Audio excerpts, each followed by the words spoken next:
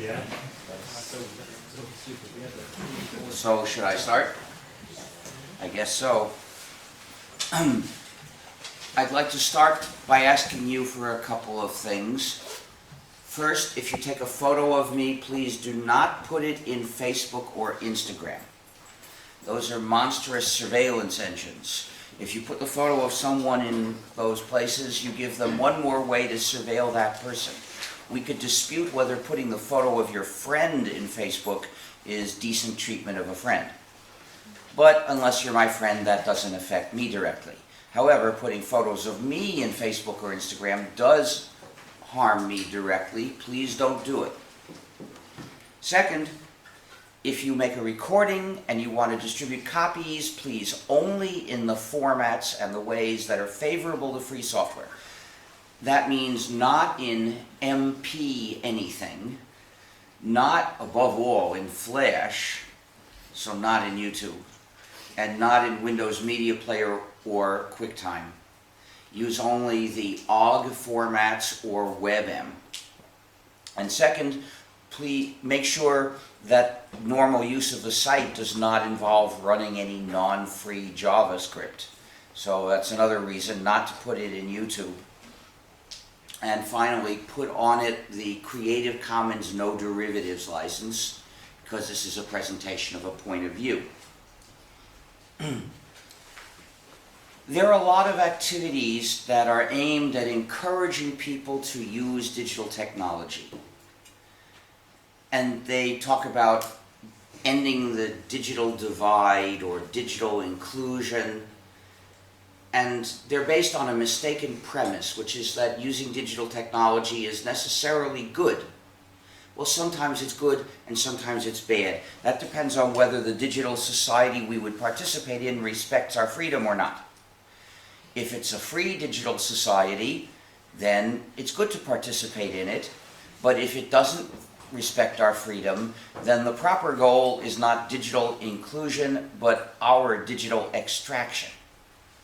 And everyone's digital extraction, so that we won't have to participate in something that trashes our freedom. So, what are the threats to our freedom in the digital society, and what can we do about them? I will cover many different threats. The first being surveillance. Digital technology makes possible surveillance that Stalin could only dream of. We encounter a much higher level of surveillance today than existed in the Soviet Union or in East Germany, and it is done by corporations and the state effectively working together. Whatever data the corporations collect about people will be made available to the state.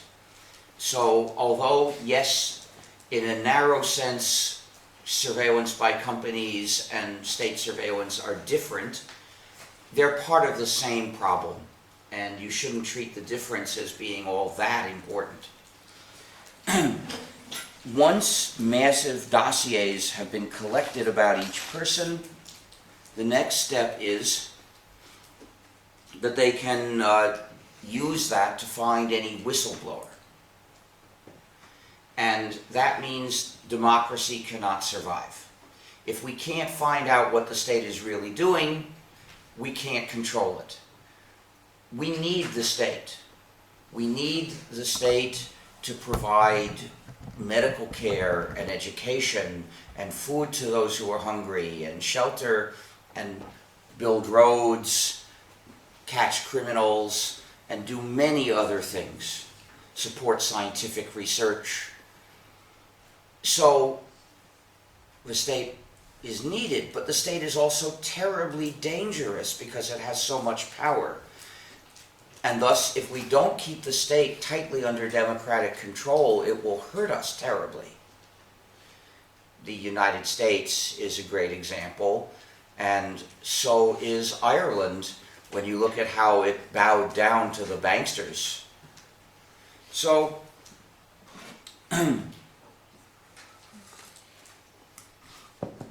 we absolutely need democracy, we absolutely need whistleblowers, Therefore, we must not allow so much surveillance that the state can tell who spoke with a journalist. If the state can find who spoke with a journalist, democracy is cooked. But if dossiers are accumulated about all communications and activities, the state can always search that to find who talked to the journalist. There's no way of stopping it at that point. Of course, you can put limits on access to those dossiers, but investigating a crime will always, one way or another, suffice, and they call the whistleblowers criminals. That gives them an excuse to find them. If we want telling journalists about the nasty deeds of the state to be safe, we must not allow our technology to build a dossier about every person. It's not just enough to limit the state's use of the data, we have to limit the collection of the data. And that means redesigning the systems so that they don't collect data about people, which is the opposite of the usual design principle, which is log everything. This is done partly for technical reasons and partly because businesses want to collect data about people so they can misuse it, and partly because the state wants businesses to collect data about people and it even orders them to do so.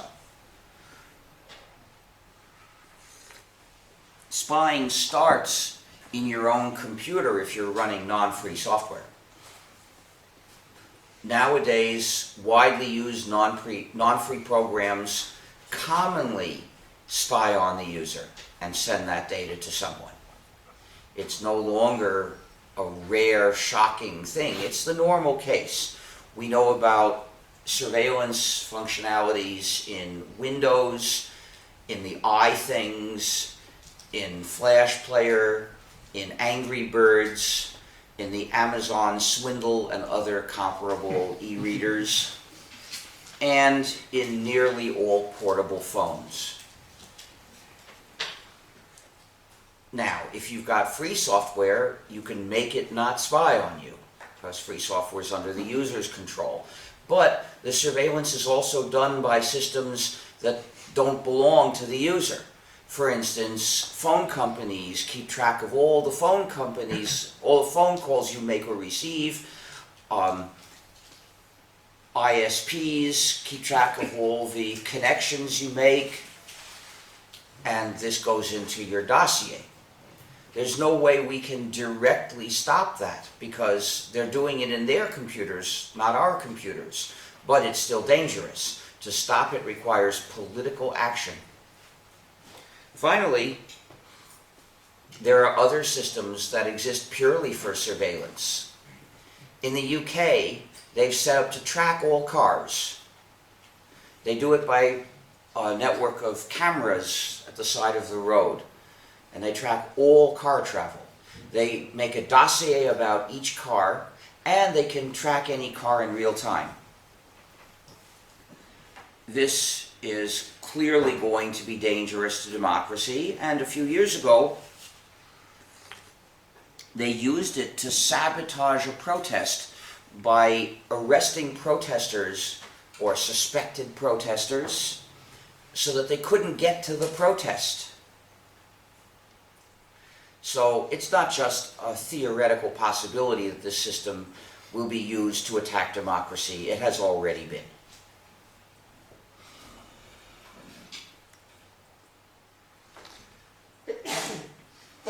The danger of massive surveillance is so great that any supposed excuses are meaningless. They're irrelevant. They're tiny side issues. Of course, they will be sensationalized by those who hope to trick you into accepting surveillance. Don't fall for their trick. Focus on the big danger that we have to prevent and not on the minor problems that they claim that they can correct if they knew everything about everyone. Yes, they could stop minor crimes, but they wouldn't stop the big crimes which are committed by banks with the support of the state. They would only stop the little crimes that are committed on the street.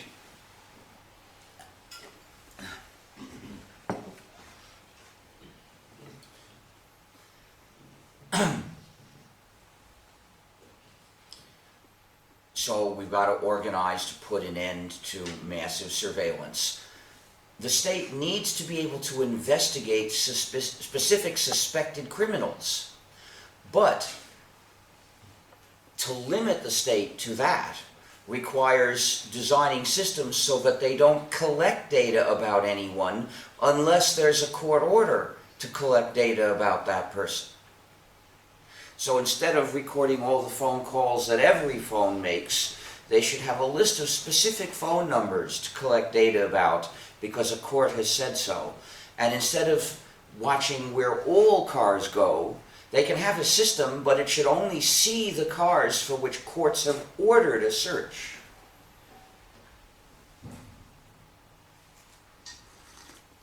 Now, any laws or defenses we make against surveillance could be removed. If the law consists of a requirement for accessing the dossier, then if and when that law is repealed or ignored, all the past information will be there, right there for them to look at. If, however, we require systems to be designed not to identify people, then if that law is someday repealed, they'd have to start redesigning the systems to surveil people again before they could build their dossiers. So this is robust protection. It's as robust as anything can be in a human society where things can change. Mere legal restrictions on the use of complete dossiers don't protect us much. The next threat to our freedom in the digital society comes... Oh, by the way, I should mention the article. It's gnu.org/philosophy/surveillance vs democracy.html, which treats this topic at greater length. The next threat is censorship, which is not new. But 15 years ago, it looked like censoring the internet would be too hard. It looked like digital technology would largely defeat censorship, and that any country that wanted to censor would have to cut itself off and suffer tremendous economic damage. Now we see that that's not true. Any country can censor the internet. It takes some money and it may make people annoyed, but they can do it. And many countries do it, not only the obvious tyrannies such as China and Iran. Many countries that pretend to be free censor the internet. For instance, in 2007, Finland imposed filters on the internet. Somebody decided to investigate the extent of the censorship. So he tried a bunch of websites and made a list of the ones that were blocked. He posted that, and his site was blocked also. It's still operating, it's just not accessible from Finland. And the Finnish Supreme Court recently decided in favor of censoring his site. So that means censoring information about government activities is now legal in Finland. Talking about Finnish censorship is not permitted. So, this sounds sort of bad, and something similar, I believe, happened. There was a list posted in WikiLeaks also. And I read that a list of censored sites for Denmark was posted in WikiLeaks, and that access to that page was blocked. Turkey is planning censorship of the internet. A few years ago, the Turkish government announced that every internaut would have to choose between censorship and more censorship, and even more censorship and yet more censorship. 4 different levels of censorship, but access to the whole internet would not be permitted in Turkey anymore. There were protests on the street, but the government didn't care. The UK is planning censorship of the internet, and individual subscribers will be allowed to turn it off. But anyone who can't afford an individual subscription won't be able to turn it off. They will be stuck with censorship they can't escape. This is intolerable.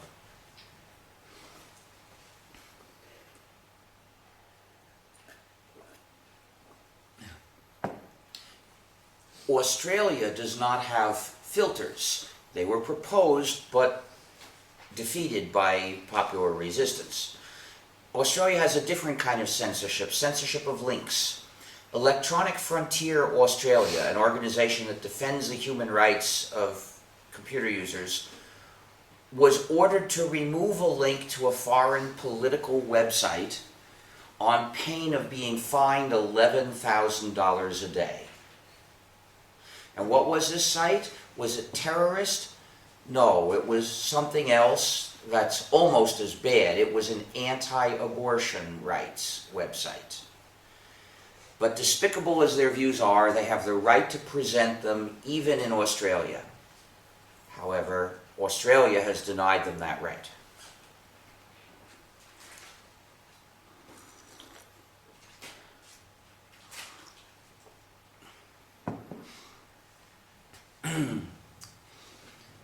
Many countries delete material from the internet rather abruptly, without even a trial. In India, anything that is held to offend anyone's religion can be deleted for that reason. Of course, if people can't criticize religion, they hardly have any sort of freedom of speech. Freedom of speech means the freedom to criticize, mock, or insult any person, any practice, anything, or any institution, any belief, whatever it might be. Nothing can be immune. Not even me. Respect for freedom of speech really comes into play when people are saying things we don't agree with.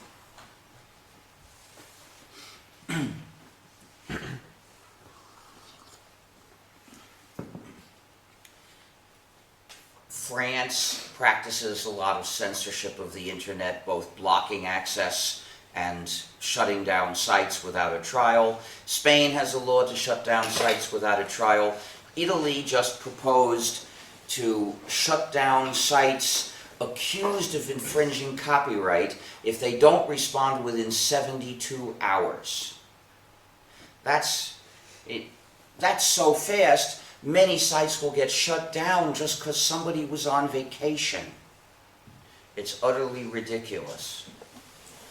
Of course, what they're trying to do there is a particularly nasty form of censorship, which is part of the war on sharing. It's the censorship of sharing. And that also is an attack on your freedom.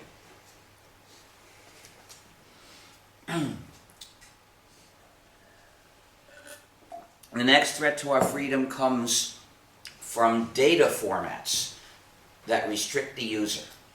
Sometimes because they're secret. In that case, we call these digital handcuffs. For instance, some applications, obviously they're not free software. This is why they can do this. Save the data that the user enters in a secret format so that the user can't access that data except through the same program. In other words, this is lock-in. And it has to be done with a non-free program, because if the program is free software, that means the users can study the source code and the format's not secret. In addition, non-free formats are often used for distribution of copies of published works, specifically to restrict what the users can do with those copies. And this They call it DRM, Digital Restrictions Management, but it's also a form of digital handcuffs. Typically, these formats are encrypted in some secret way. We know of digital handcuffs in Microsoft Windows, in macOS, in the iThings, in Flash Player, in the Amazon Swindle, and in many other non-free programs. So this is the second kind of malicious functionality that you're likely to encounter in a non-free program. We also find formats that restrict people because they're patented. For instance, the MP and MPEG formats. They were published standards, but they're patented. As a result, even though free software exists to handle those formats, the commercial distributors of gnu+linux don't dare include the software to handle those formats for a very rational reason. They're afraid they'll be sued for patent infringement if they include such software. So they have two choices: either not include any support for those formats or put in a specially licensed proprietary program. And both of these choices are bad for the general public. If they don't include any support for MP3, for instance, users will say, what good is this free software? It can't play an MP3 file. But if they include a non-free program to do it, then they haven't respected the user's freedom.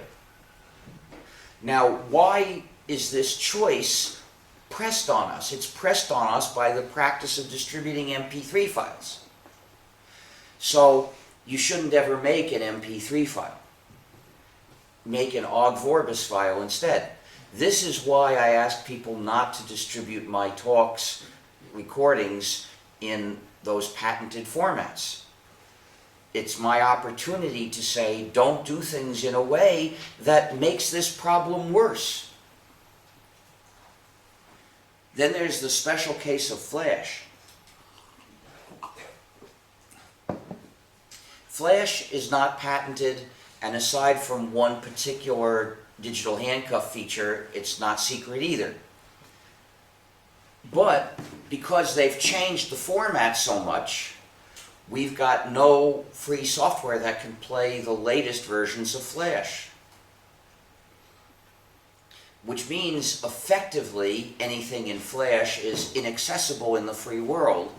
So you shouldn't put Flash in a website, and please complain if they have it. The next threat to our freedom comes from freedom-trampling software, non-free software. With software, there are two possibilities. Either the users control the program, or the program controls the users. It's always one or the other. In order for the users to have control over the program, they need the 4 essential freedoms. So these 4 freedoms are the more concrete definition of free software. Freedom 0 is the freedom to run the program as you wish for whatever purpose. Freedom 1 is the freedom to study the source code and change it so the program does your computing as you wish. These 2 freedoms are enough to give each user individual control over that program. But individual control is not enough. First of all, because most users are not programmers.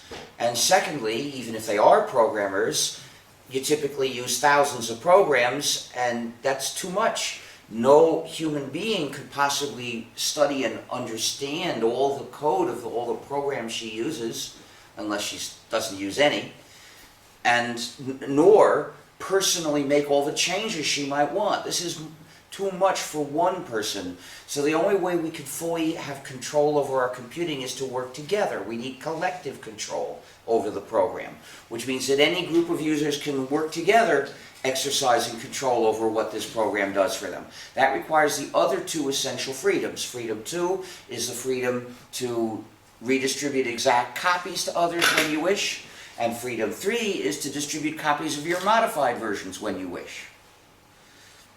So with these 4 essential freedoms, the users have both individual and collective control over the program, and thus this program will generally do what the users want it to do. That's free software. That's the ethical way to distribute software. But if the users don't have all 4 freedoms adequately, then they don't really control the program, which means the program controls them. And the owner controls the program. So through this program is an instrument giving the owner unjust power over the users of that program. That's why a non-free program is an injustice. So the basic idea of the free software movement is all software should be free. Non-free software is an injustice, so it should not exist. If you have been victimized by non-free software, you should escape. Our work is to help you escape. After all, you could escape by not using computers, but that's not a victory, that's basically exile. So we wanted to make a better place to escape to, the free world where we use free software, so we had to develop it. I started developing the GNU operating system in January 1984. The idea being, make it possible to use a computer and have freedom by making all the free software that we would need to use our computers. So nowadays, lots of people use this GNU system together with the kernel Linux in the gnu+linux combination. You may have heard people talk about using it and call the whole thing Linux, which is treating us badly because it means giving the credit for our work to someone else who came along later and didn't do as much. So please give us equal mention. If you call the system gnu+linux, then you're giving us equal mention, and you're giving Mr. Torvalds, who wrote Linux, the kernel, equal mention. Please do that. We need to be recognized for what we've done, because we use that to recruit people to do more of it. As you can see, lots of people are still using proprietary software. To reach our goal of liberating all of cyberspace, we have a lot of work to do. We need you to help. So if you want to help, look at gnu.org/help. Lists a bunch of different ways. Writing software is one of them. There are others too. You don't have to be a programmer to help our cause.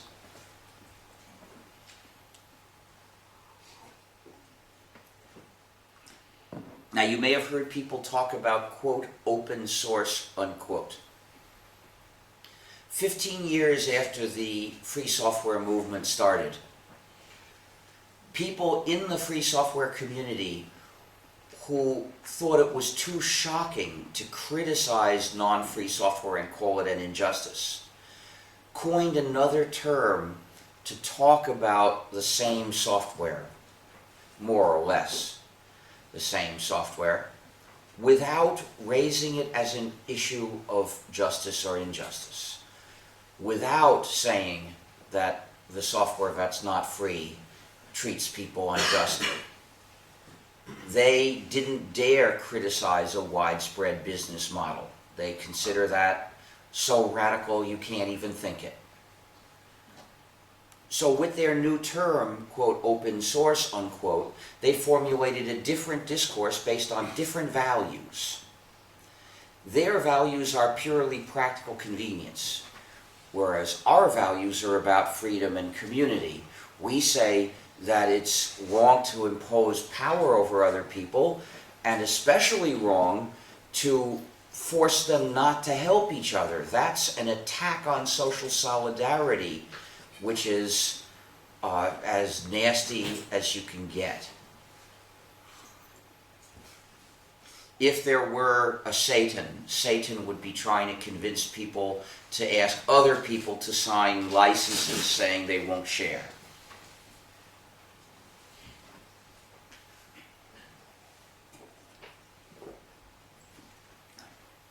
So, your views are up to you. If you agree with the open source philosophy, you can say so. If you agree with the free software movement, I hope you'll say so. Of course, you might have some other views. There are people who talk about FLOSS, which is free, Libre, and open source software. They're just sort of trying to be neutral in this philosophical disagreement. Well, that's what they think. They've got a right to say it. If you see this issue of freedom, please show it. And one way you can show it is by insisting on talking about free or Libre or Sur software, because you want to present the issue of freedom to people as much as you can, every time you can. Our future depends above all on our values. If we value freedom, we will make efforts and sacrifices to keep it, and then we may succeed. If we think that the most important thing is to get the greatest possible convenience from this or that proprietary program that's available today, and unless a free program will be available tomorrow, you can't wait, well, you're not going to have your freedom for very long.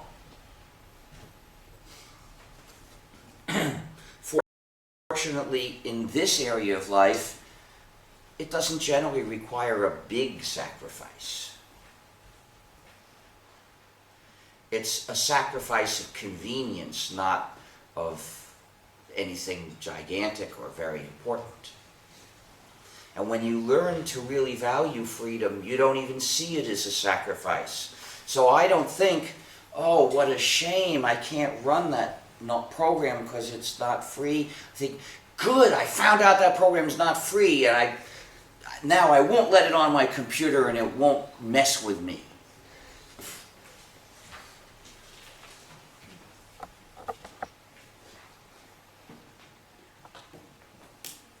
Now, the only other thing I want to say about free software is why all educational activities, including schools of every level, should teach only free software.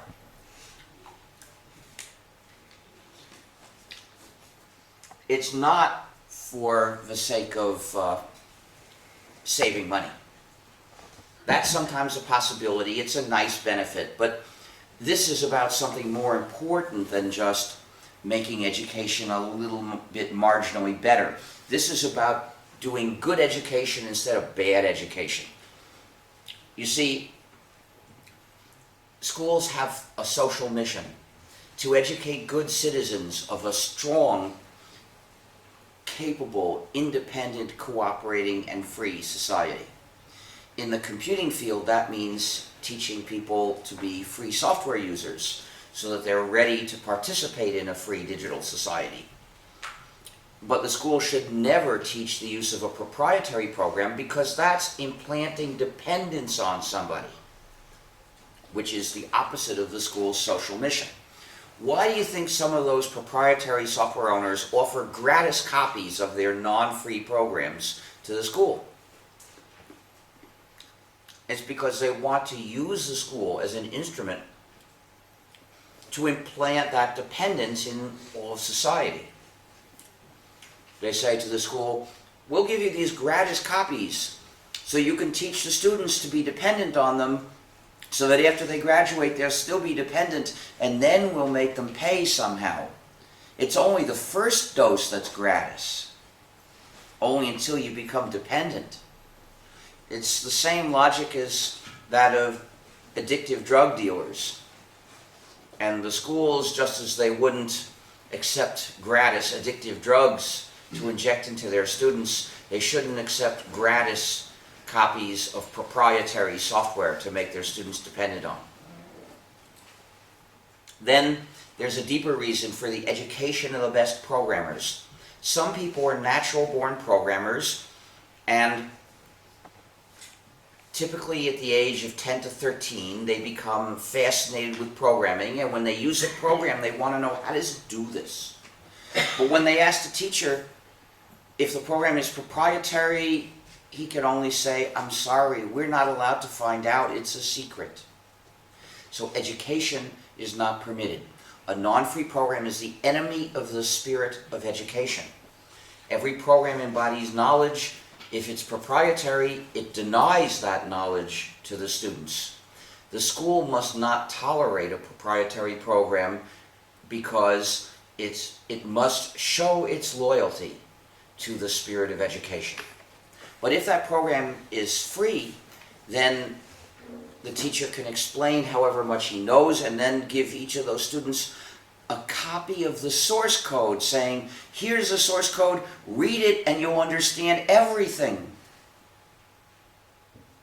And those kids will read it because they're fascinated and they yearn to understand everything. And the teacher can tell them, if you come across some point in the code that you can't figure out by yourself, show it to me and we'll figure it out together. And that gives our natural-born programmer the chance to learn a necessary lesson, which is, that part of the code is not clear. That's an example of how you shouldn't write it. The way you develop from a natural-born programmer into a good programmer is by learning what makes code clear or not clear.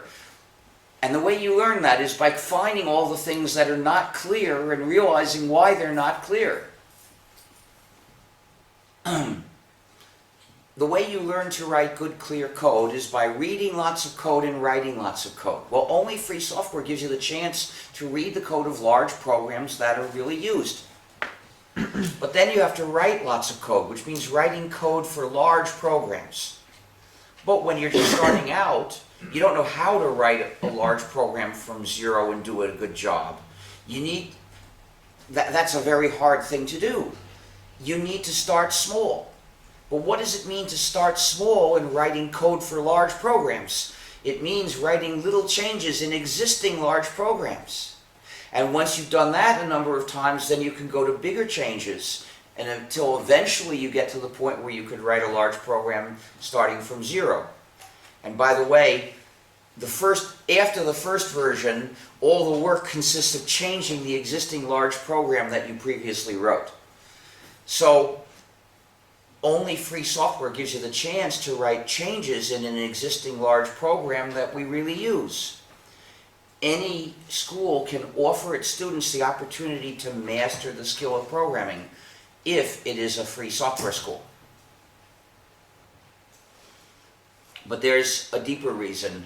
For the sake of moral education, education and citizenship, schools must teach more than just facts and skills. They must teach the spirit of goodwill, the habit of helping others.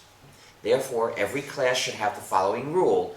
Students, if you bring software to class, you may not keep it for yourself. You must share copies with everyone else in the class, including the source code, in case someone here wants to learn, because this class is a place for sharing our knowledge, not for withholding it. Therefore, it's not permitted to bring proprietary software to class unless it's an example for reverse engineering. The school, to follow its own rule, to set a good example, must follow its own rule, bringing only free software to class and sharing copies, including source code, with everyone in the class that wants them.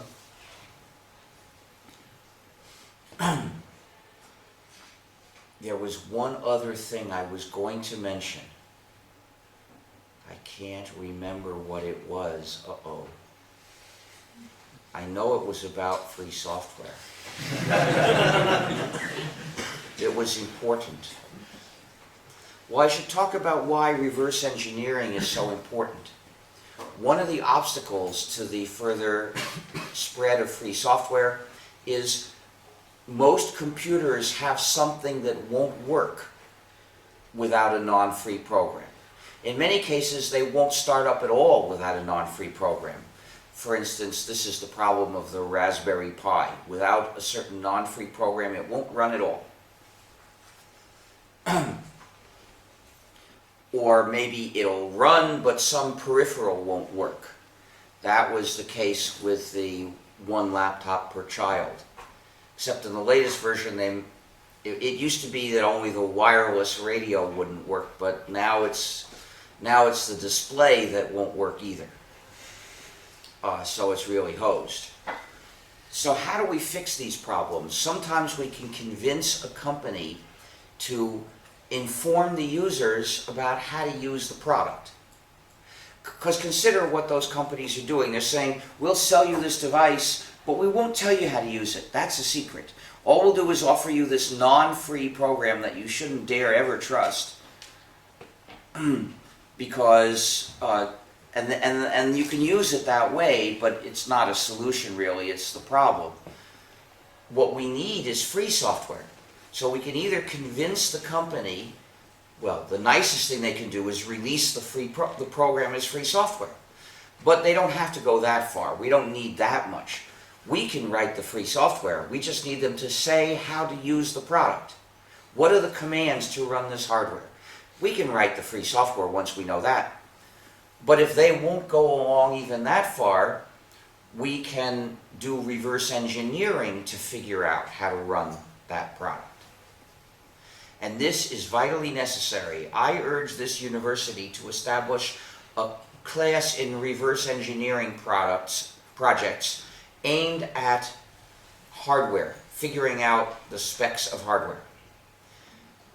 I think that groups of 4 or 5 students could make some progress in a year-long course.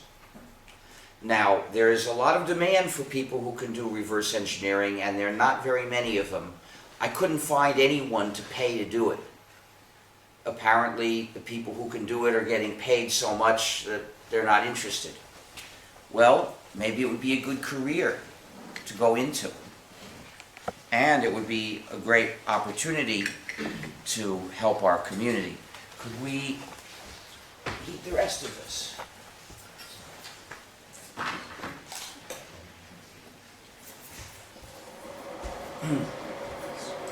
So,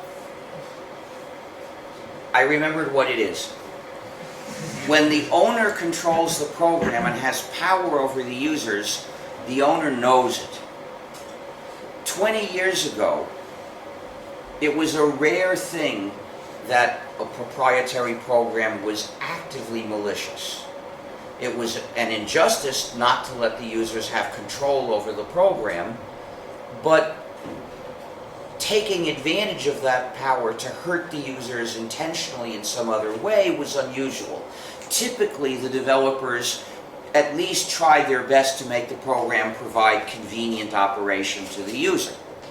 But the practice of refusing to do that has become more and more common, to the point where all the developers know that this option is available and they no longer find it shocking.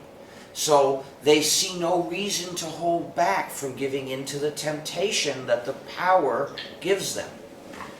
As a result, it has become the usual case to find malicious functionalities, thank you, in non-free software.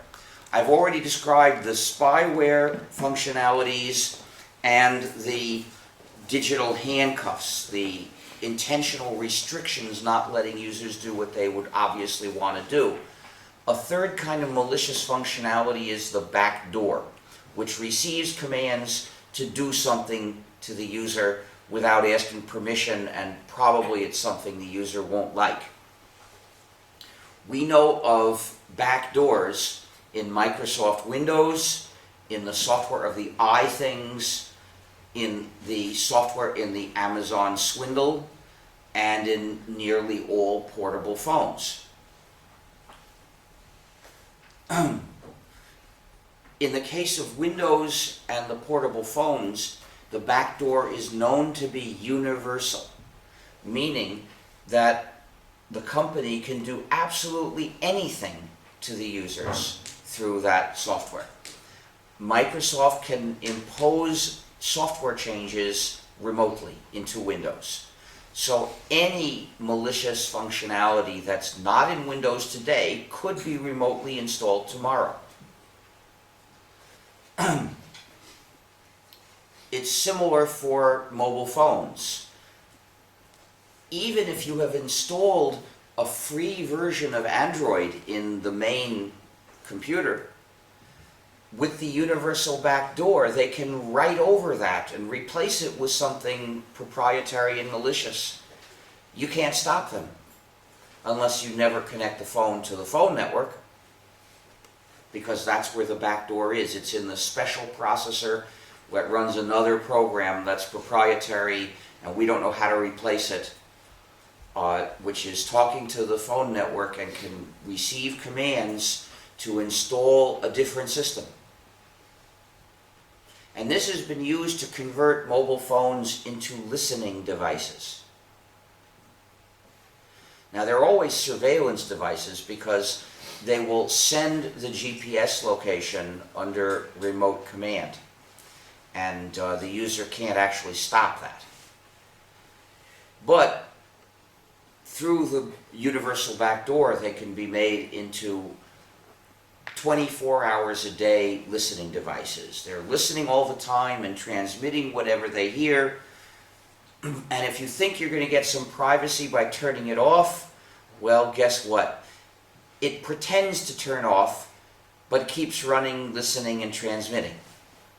And you don't have to talk into the microphone to be listened to. It can listen to you from the other side of the room. The only way to stop it is to take out all the batteries. Now, taking out the obvious battery may not be enough, because some of them have another emergency spy on the user battery. And some phone models don't let the user remove the batteries. I wonder why. Well, the point is, these devices are Stalin's dream. And they are this way because of proprietary software. If we had the source, if we could install changed versions, we could fix this problem. We could program them so that they will only send the GPS location when we tell them to, or if we dialed the emergency help number. We could program them so that they won't accept software changes remotely. What's happened is that the general level of ethical standards in software development has gone down, to the point where the first thing anybody thinks about when making a proprietary program is, what nasty things can we do to the users so that we get more money out of them, and by putting them at a disadvantage. So I heard someone this morning talk about how to measure an instrument in order to get more users. Well, I asked him what that meant, and it turned out to be track them, identify them, and then get personal data about them from someplace else so you can see more about how you're going to succeed in getting money out of them. Basically, so they think of spyware as normal. And then anybody who wants to make something distribute works from the copyright industry is going to encounter a demand from the copyright industry to put on digital handcuffs, and unless they have scruples, they'll just say yes and say, well, we really don't have any choice. We have to be a distributor of theirs. Now, they don't really have to be. They could say, no, this is an injustice, we won't do it. But they're not accustomed to thinking in terms of right and wrong. So this is how malicious functionalities came to be the usual case. How am I going to get this out of here?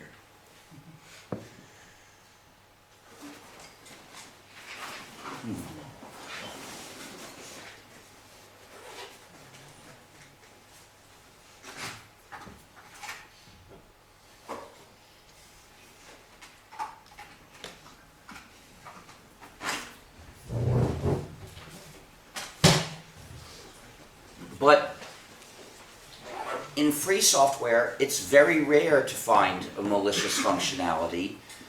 And the reason is clear. It's that the contributors to a free program know that they don't exercise power over the users. They have some influence but no power. They can't make the users accept anything. And they know that other people are checking the code, that if they put in something malicious, it'll probably be seen and figured out and removed. This means that the users have a defense against malicious functionalities. It's not perfect.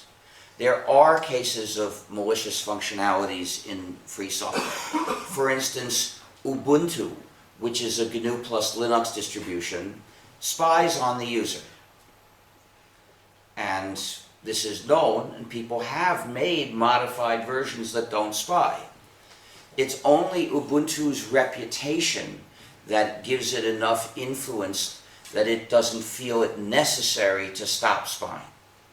But you can make it necessary. By reacting appropriately to this information, you can join the pressure on Ubuntu to stop distributing spyware. By the way, it also, although it's a version of the gnu+linux system, it's not entirely free software. Many of the distributions of gnu+linux contain non-free programs as well. If you look at gnu.org/distros, you can find more information about this. And if you'd like to help us, look at gnu.org/help.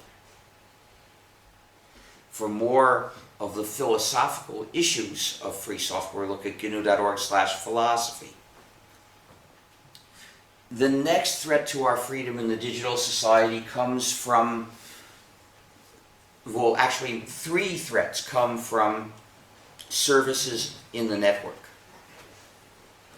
First, many web pages contain not free software, typically written in JavaScript, although that technical detail is not why it's a problem. That's just a little detail. The point is that the program is in the web page, and it gets installed silently into your browser, and it runs, and it's non-free software running on your machine. So how can you stop that? Well, I just disable JavaScript.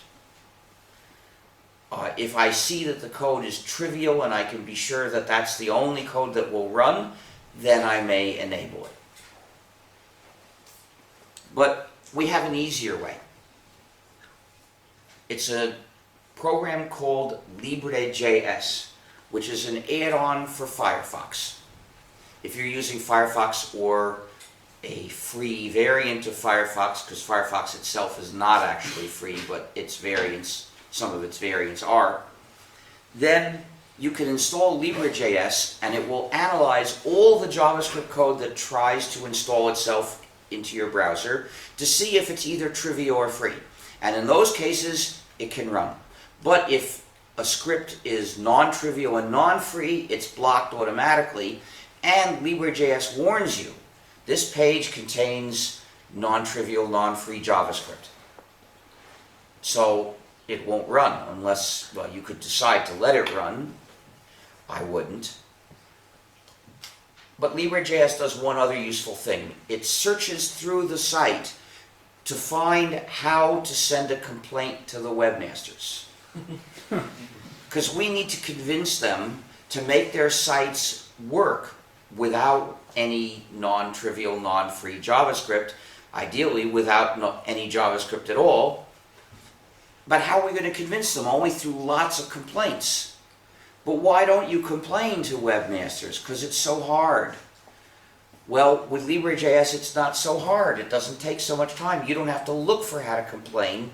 It just tells you. So you can send a complaint in very little time.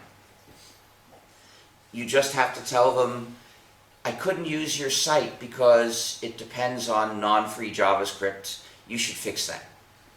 It'll only take you a minute to complain this way. And it does some good. So if you complain 10 times a day, you'll be contributing in a useful way to the movement with 10 minutes a day. You can afford that.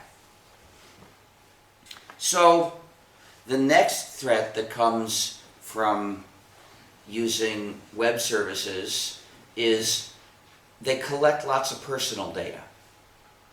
Now, I already mentioned surveillance, but they're very clever about how to surveil people that visit a website. In many cases, just looking at the front page of some company tells dozens of different places that you visited there, so that they can combine that with other personal data they have about you. If you visit a page that has a Facebook like button, Facebook knows you visited that page, even if you're not a used of Facebook. Because the image of the like button comes from a Facebook server. Facebook knows which IP address it sent the image to. So if that's a machine you typically use, it knows it sent that image to you. And it knows which page the image was sent for, because the browser tells it. So the result is Facebook gets to track a lot of browsing by people who have no willing relationship with Facebook. But our browser, IceCat, blocks that. If you use IceCat to browse, the like button won't show up, because we block all these third-party things, all those things that they cleverly put into web pages to tell somebody else that you visited them. They don't do anything. Now, I think it's not ideal for the like button to completely disappear. You might want to actually click on it. So the next version of IceCat is going to show something saying Facebook, and if you click on that, you'll get to see the like button. And then you could click on the like button.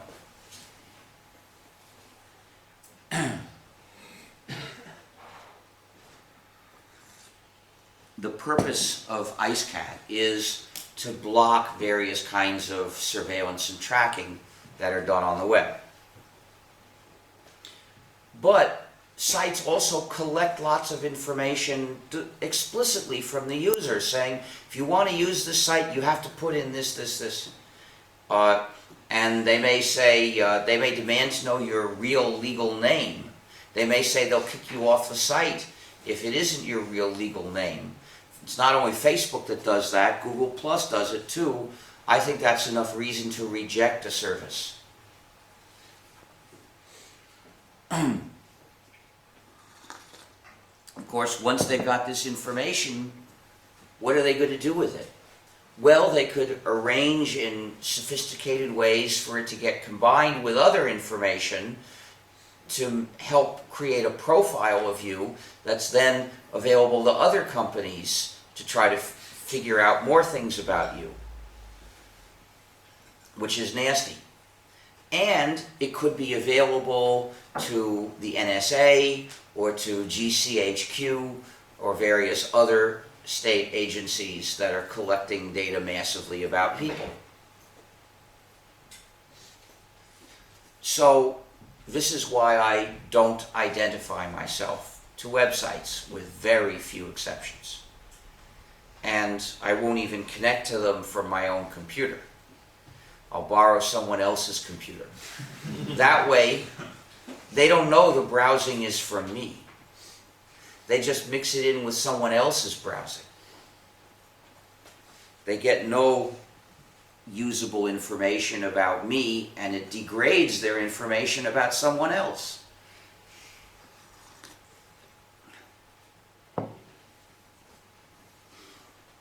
There are even services that invite people to store all their data in a remote service, which is basically being a dumb cluck. And they call these things cloud service. I don't use that term because it confuses different unrelated issues. There are many different ways of using servers on the internet for different things, and some of them are okay and some of them are bad for one reason or another, but there are different problems they can have. To understand these issues, you've got to keep them separate first of all, which is exactly what the term cloud is designed to encourage people not to do.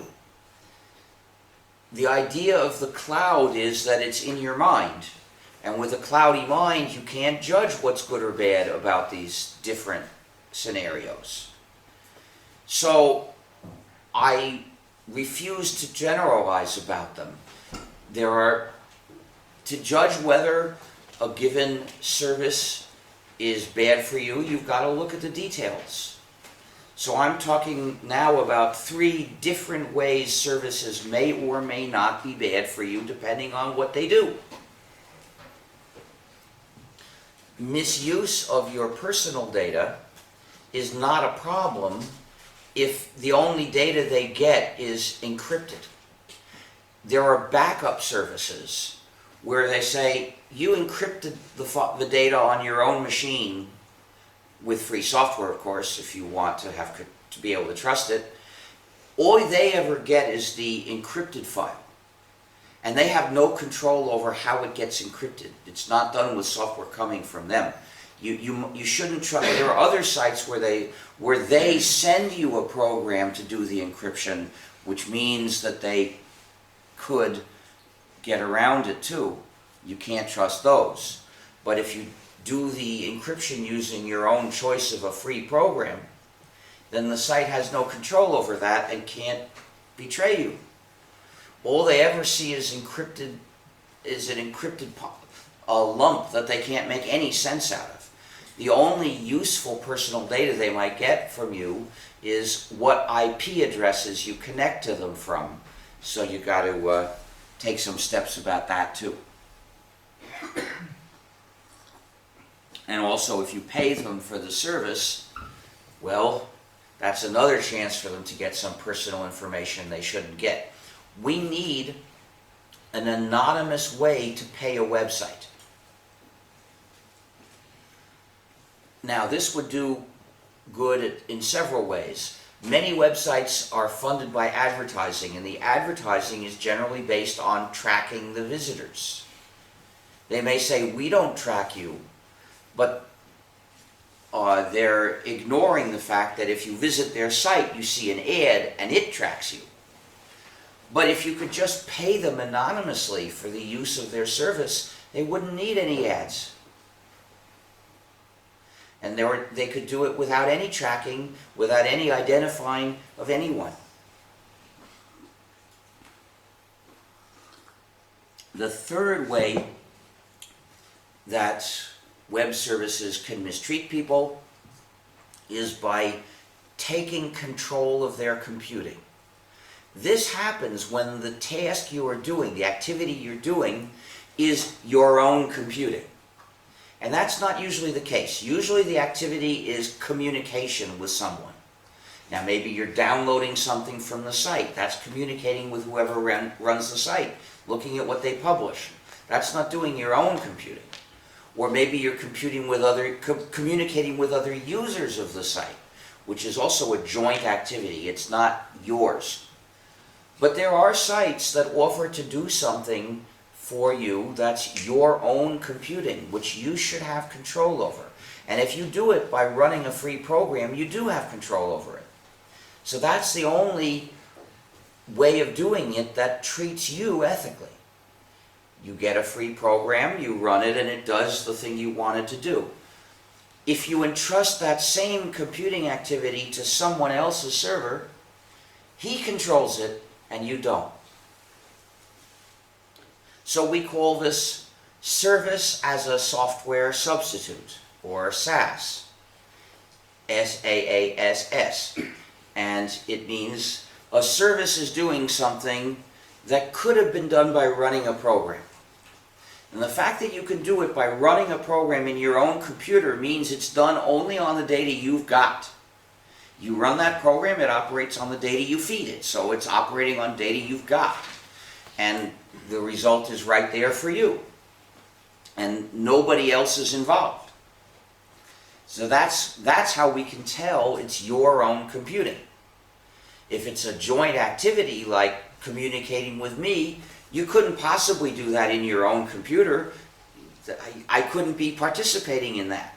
So we can distinguish between 2 categories of computing activities, those that are yours because they only concern you, and those that are your interaction with other people that you couldn't do by yourself. This issue only applies to the computing activities that are yours.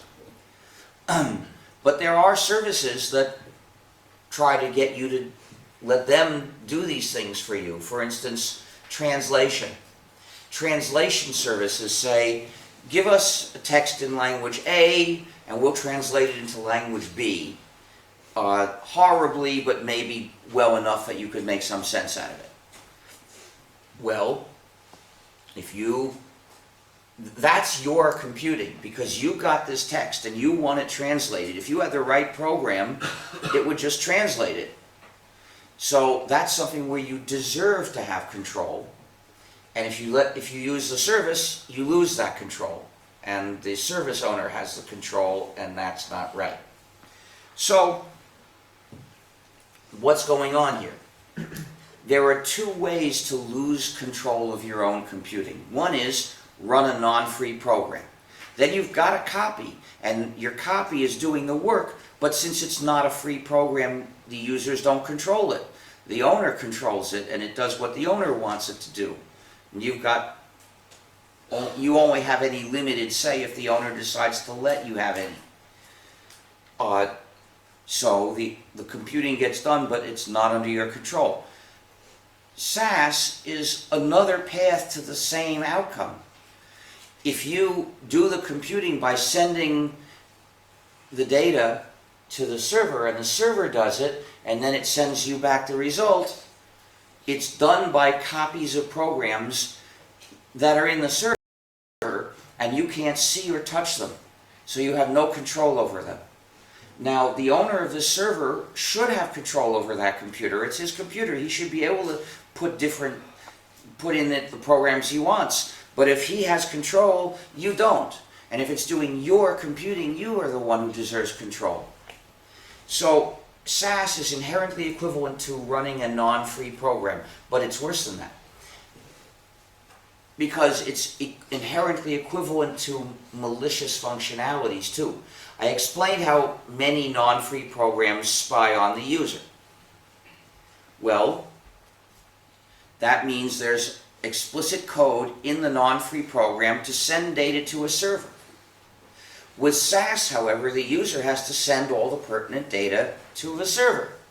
So it's the same result. A server has your own data that it wasn't entitled to, and you shouldn't have to give to anyone.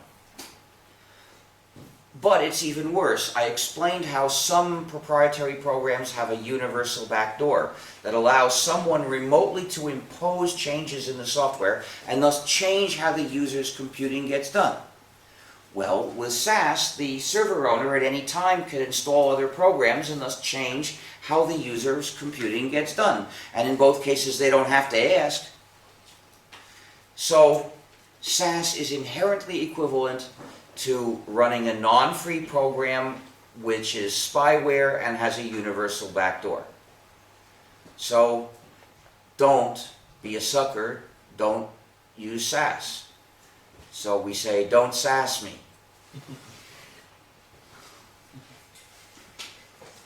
Another threat comes from computerized voting. The use of computers for voting is very dangerous. Elections are a special activity because there's no way the voters can tell if they're conducted correctly. You can't verify whether they counted your vote right. You can't verify that they didn't put in 1,000 spurious votes. In doing e-commerce, you're trusting the store quite a bit. But since you can tell if they give you any false charges, maybe it's okay to trust them. However, there is no such remedy in the case of voting. Therefore, voting systems traditionally were designed so that people would monitor each other. In fact, with the sole exception of the voter in the moment of voting, everything going on was being monitored, and parties would send their poll watchers to the polling station just so that they could watch to make sure no one else was committing fraud. Now, these systems are a little complex, but not that much. Anyone of normal intelligence can understand how they're supposed to work and can understand what fraud might look like, and then keep an eye out for it. But once a computer's involved, only experts can check that it's counting the votes correctly.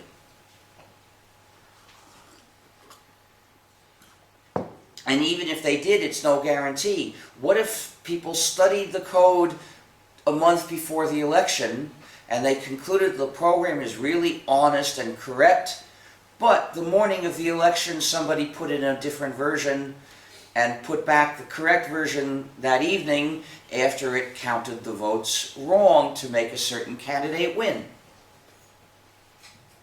How can you tell? You can't check it. All you've got at the end are totals. We've got to make sure that a recount is possible. Now there's the idea of having computers that emit a paper ballot, which could then be used for a recount. Well, that works okay if the voters check the papers and if they've got an effective way of getting it fixed when the paper is wrong. But there have been reports of voters saying it gave a paper which said B when I had voted for A, and I couldn't get them to fix it. We tried over and over and it kept doing that. And there also was an experiment which found that people didn't actually check the papers, many of them. So it's hard to make this actually work. You could imagine using paper ballots and then having a computer do OCR to count them. Well, in principle that might be okay as long as a recount is easy enough to do and there's no hesitation in demanding a recount. But it looks like Bush stole the election the second time in 2004 in the state of Ohio using machines that were counting the paper ballots. It was a statistical anomaly. In some counties they counted the ballots by hand, and in others they used these machines. Where they counted the ballots by hand, the official result agreed within the usual margin of error with the exit poll results. But where they counted by machine, the official results showed systematically showed an advantage for Bush compared with the exit poll results. Suspicious, and that appears to be how he gave the impression of having won that election. So he stole both elections, apparently. He was never honestly elected president. But in 2000, he did it by getting about 50,000 people denied their right to vote, selected in a way such that most of them would vote Democratic.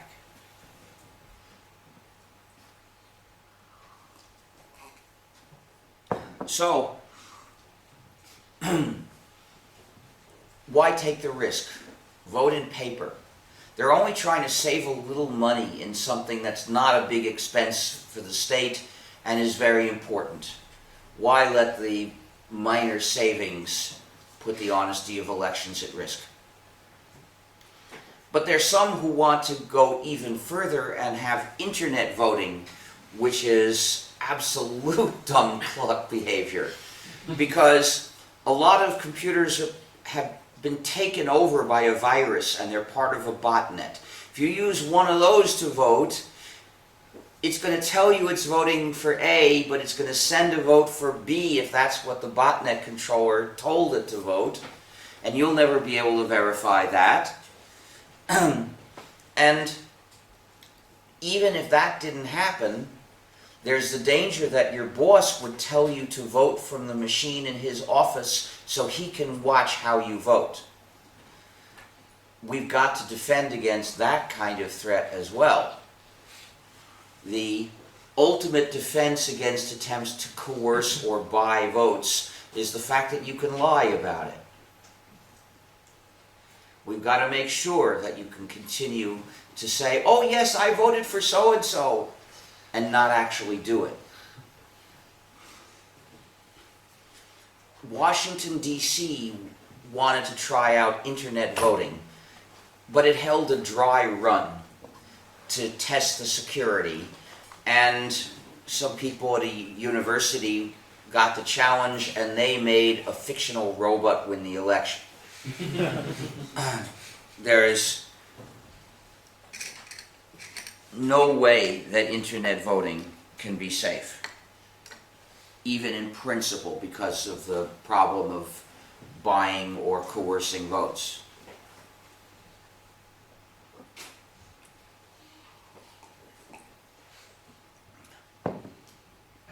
And the voting system is more than just the program. There can be dangerous flaws in the system which don't show up until you see them in practice. For instance, a year ago in the US there was an election in one area.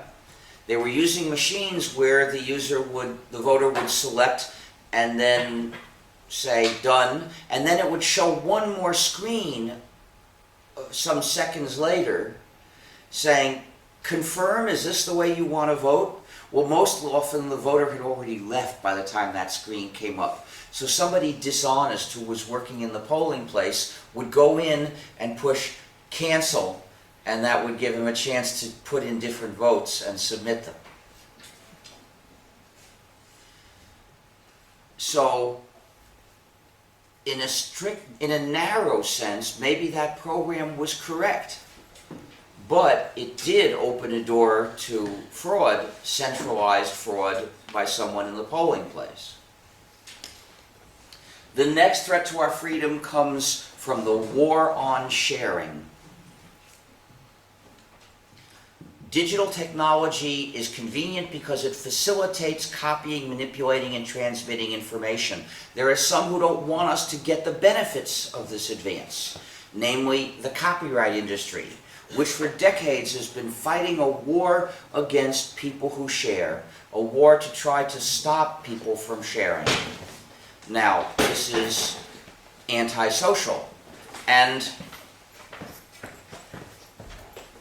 not only that, it requires draconian, cruel measures.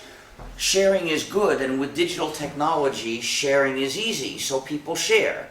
When I say share, I mean something very specific. I mean the non-commercial redistribution of exact copies of published works.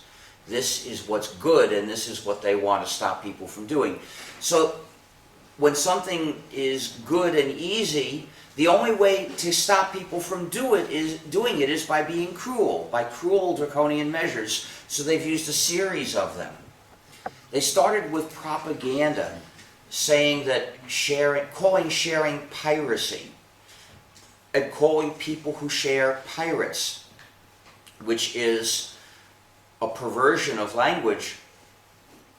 The term pirate was employed in connection with literature, first by authors criticizing commercial publishers that didn't have permission. But the publishers picked it up to use it against members of the public, against readers, listeners, and so on. Which essentially asserts that helping other people is the moral equivalent of attacking ships, which in moral terms is as wrong as you can get, because attacking ships is very bad and sharing is good. So we shouldn't agree to call them by the same name. We must reject their propaganda. Repeating the propaganda terms of the enemy is helping the enemy. So when people ask me what I think of piracy, I say attacking ships is very bad. We should have the Navy stop it. When they ask me what I think of movie piracy, I say I like the first Pirates of the Caribbean, but the second one spoke badly about a parrot, and that I'm just not going to stand. Did you watch it in free format? What? Did you watch it in a free format? I didn't get it in any format. I probably saw it on an airplane or something. In any case, if they had only used propaganda, it wouldn't be a war, because they've got the right to express their views. But they didn't stop there. They proceeded to design the digital handcuffs that pervert our technology products, and they did so repeatedly in conspiracies.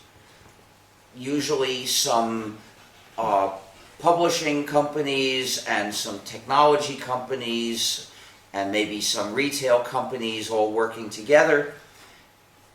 A conspiracy to restrict the public's access to technology should be penalized worse than a conspiracy to fix prices, because they're hitting us in our freedom and not merely in our bank accounts. But unfortunately, these conspiracies are permitted by governments that are on the business's side against us, and they know it. That's how I know about the conspiracies, because they're not secret. They actually have websites boasting about their schemes to restrict people. Then they started, they saw that people started breaking the digital handcuffs. For instance, people distributed a free program that could decrypt the video in a DVD. So they wanted to stamp that out, and therefore they started purchasing laws in various countries, starting in the US, then an EU directive in 2004, I believe, banning distribution of programs that could break digital handcuffs. These programs are censored, but people distributed them anyway. So they developed new systems of digital handcuffs that are too hard to break. Blu-ray discs, for instance, there is no free software available that can in general decrypt the video in a Blu-ray disc. So you must consider a Blu-ray disc as a very dangerous attack on your freedom. Never use a product designed to attack your freedom unless you can break the handcuffs and defeat the attack and protect your freedom despite using the product. And it gets even worse with streaming, because at any moment they could tell everyone, you have to upgrade. That is, put in a new version of the malicious program that's designed to restrict you. So if people ever work out by reverse engineering what format Netflix is using, they'll just switch to a different one, maybe the same day. There's no way, in effect, we can defeat them. We're going to have to legislate to ban that practice. But they didn't stop there. Then they began suing teenagers for hundreds of thousands of dollars. And then they began, when that made people basically hate them, then they started abolishing the basic principle of justice: no punishment without a fair trial. In the UK, they have a law to punish people because they're merely accused of sharing. The US is imposing this in many countries, and we think that the new free exploitation treaties that the US is negotiating, including one with the European Union, will include similar unjust requirements. Now, those treaties are unjust for numerous reasons. They must simply be defeated, wiped out, eliminated, because their purpose is to give businesses power over the public in a wide range of different areas of life. This is merely the harm that they're planning to do in the digital area that this talk is about.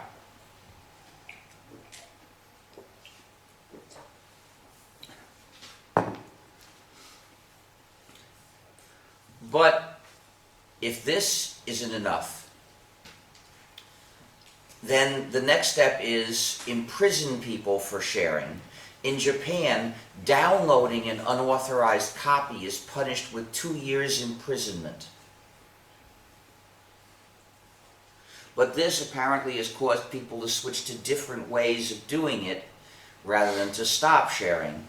So I guess the next step will be to execute people for sharing. Why would they stop at any point? Their goal is to squeeze money out of people by restricting people, and what harm they do to the people who challenge their power is nothing to them. Well, we have to put an end to this unjust war once and for all. We have to legalize sharing, because sharing is good. It's not just that the means they're using are cruel, it's that their goal is cruel. So it's the cruelty of the goal that leads to the cruelty of the means. We've got to reject the goal conclusively by legalizing sharing. We should ensure that those companies get what they're entitled to, which is the corporate death penalty, the appropriate penalty for the horrible things that they have done to society. They should cease to exist. But they say that the reason they ask for this ever-increasing power over us is for the sake of the artists. They call them creators.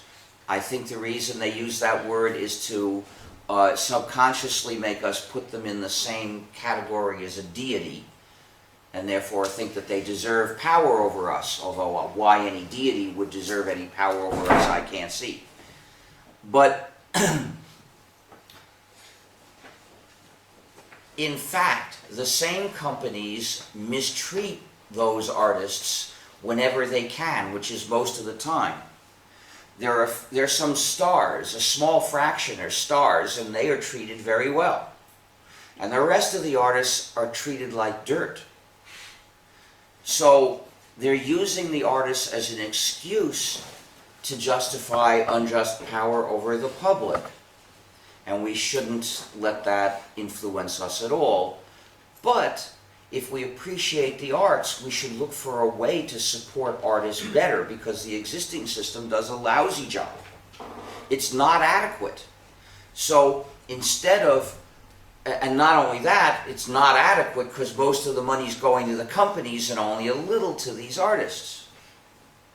So at the same time as we deny these companies the power to attack sharing, we should also set up new ways of supporting artists more, better than the existing system. And it's not hard to do, because the existing system does such a bad job for the non-star artists. So here's what I believe we should do in the area of copyright. Copyright should last a shorter period of time. I recommend 10 years from the date of publication. We've got to legalize sharing. We've got to prohibit digital handcuffs, DRM. We've got to prohibit the practice of imposing a contract to restrict the users even more than copyright law does, so that the rights that copyright law gives to the users are available to everyone. And we've got to legalize remix, which is the practice of taking pieces out of various works and putting them together in a totally different work. Because after all, if the goal is to encourage people to make new works, we shouldn't interpret copyright law such as to stop them. And aside from that, we can leave it alone. So copyright law would still cover commercial use and modification during the time copyright continues. Certain works, those that are made to be used in a practical way, those I believe should all be free. I'm not sure I would suggest legislating that now. It might be too radical a change to insist on right away, but that's where we should aim to arrive. But artistic works are not made to be used practically, they're made to be appreciated, which is a different thing entirely. So I wouldn't object to the practice of selling copies or selling tickets to a performance, but we can support the artist much better with new systems that I propose. One would work through public money. The idea is that every year there'd be a certain amount of money to distribute among the artists based on their popularity. Why? Well, the existing system says it's based on their popularity, so I'm just being a little conservative keeping that.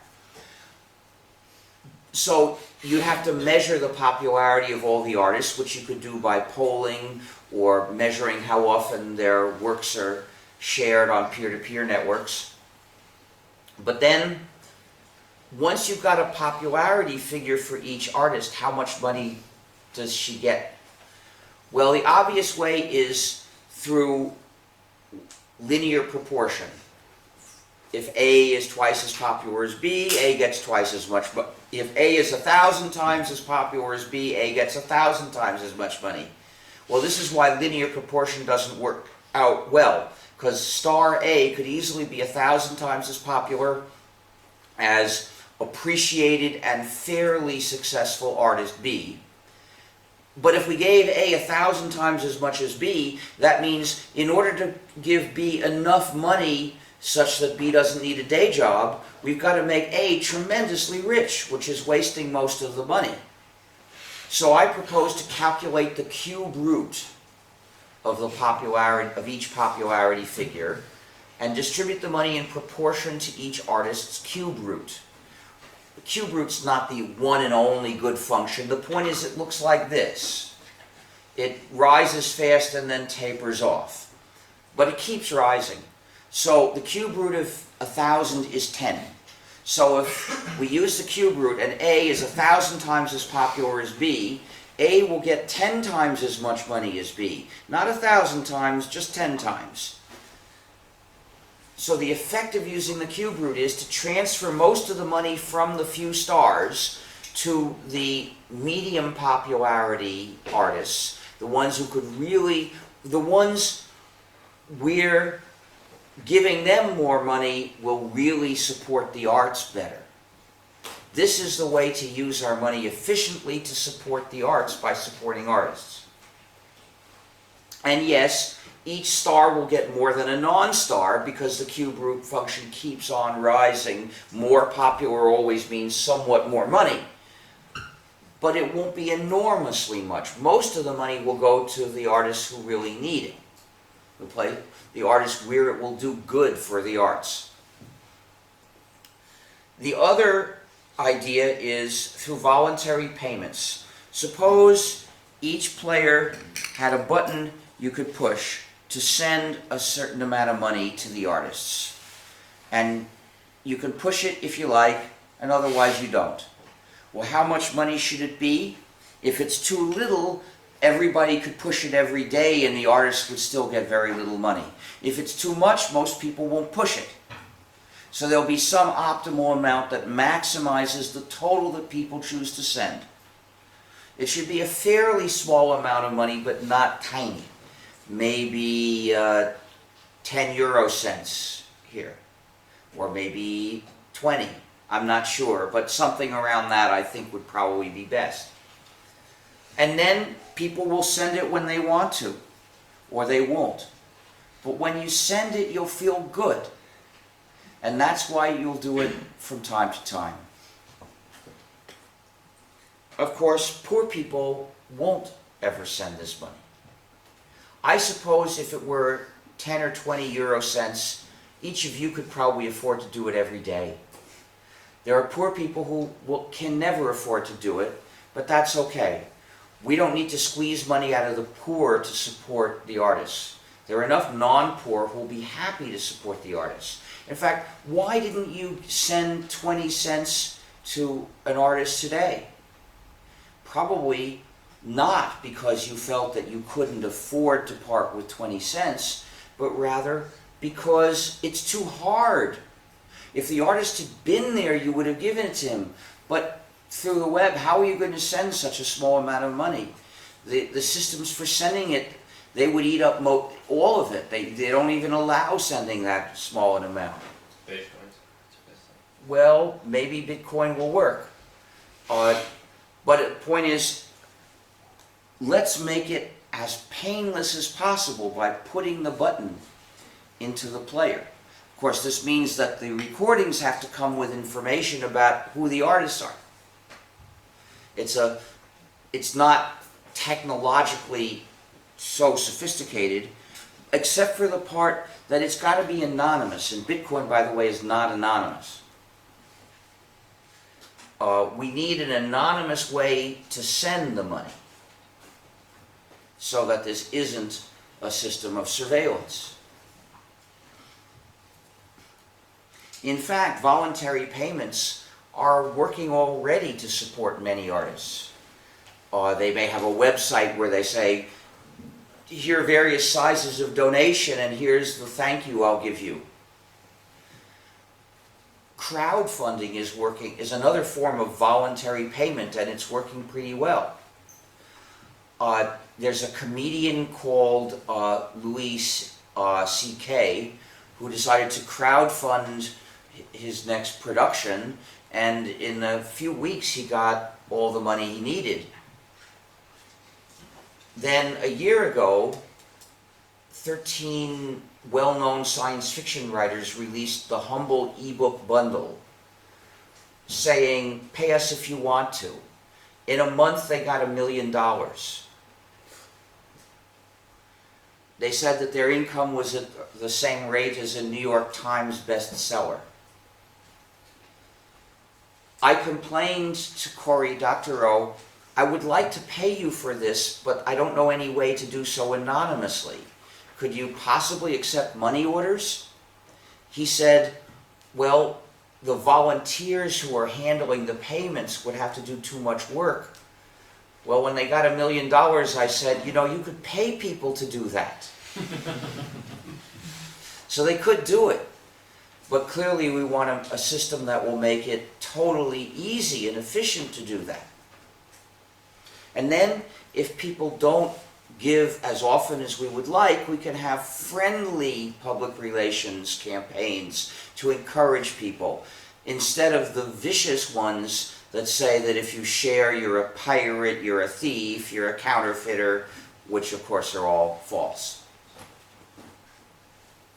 You know, did you send a little money to some artist today? Why not? If you loved what you heard or watched, contribute a little. You'll feel good. Push the button today. And people will feel good. They'll see that this is true. The last threat to our freedom comes from the fact that in cyberspace, you don't have the right to do anything. If you do anything in cyberspace, you do it on sufferance, as long as some companies are willing to let you. If you've got some point of view you want to express, you could write it on a sign and you could walk on the street and carry the sign, and you don't need anybody to say, yes, I'll go along with it. You can just do it yourself. It's your right. You can print pieces of paper and then hand them out on the street. But if you want to do the same thing on the internet, you need the cooperation of an ISP, a hosting agency, and a domain name registrar, and they can withdraw their cooperation from you by arbitrarily deciding that you violated their terms of service that they unilaterally set. Violations are judged by them, so they are judge, jury, and executioner when they decide to censor you. It's as if you couldn't get to the street from your house without going across some company's land, and there was somebody there who would decide whether to let you get out or not. But then there is, if you want to collect money for the cause, on the street all you need is a can, and people can put cash into it anonymously. But if you want to collect money on the internet, normally you need a payment company. You could use Bitcoin. Bitcoin makes it somewhat better. There's no intermediary that's needed, but it still is not anonymous. We found out how important this problem is when the US government decided to chase WikiLeaks off the net. not with a criminal prosecution, because WikiLeaks apparently had not committed any crimes. There were no grounds for a prosecution. So instead, the United States decided to intimidate the service providers that WikiLeaks relied on. First, there was Amazon. WikiLeaks had rented an Amazon virtual server to distribute its leaked material. So threats convinced Amazon to decide that WikiLeaks was violating its terms of service. Amazon didn't have to go to a court to get a ruling about this, it just decided. Then the US abolished some of WikiLeaks' domain names. Then it went after the payment companies, and in succession, PayPal and Google and Visa and MasterCard and Bank of America and others said that they would not transfer any money to WikiLeaks. So we understood the level of vulnerability here. And then a company in Iceland said since it had handled credit cards, it would accept money to give to WikiLeaks. So the credit card companies cut off that company too. And then we started to see a little bit of justice, because European Union law was applied at that time already to Iceland, and part of the law said that because Visa and MasterCard have a large share of their market, they're not allowed to arbitrarily cut off service to anyone. So that company sued them and won, and last May they reinstated service. At first, one of them announced it had found another excuse to cut off service and would do so in another month. But it didn't. So the service continues. Well, that law is the beginning of what we need. We need to establish your right to do certain common activities in cyberspace such that nobody can arbitrarily decide to stop you. If you rent a house and then you don't pay the rent, the landlord can't just come to the door and say, you're out. The landlord can go to court and try to justify an eviction. And if you haven't paid rent, the landlord may succeed. But it's not up to the landlord to decide. This is how it has to be with the usual services that people need in order to communicate on the internet. If you pay your fee and you obey certain stated rules, then they can't stop you. And if they claim you violated the rules, they have to go to court to stop you.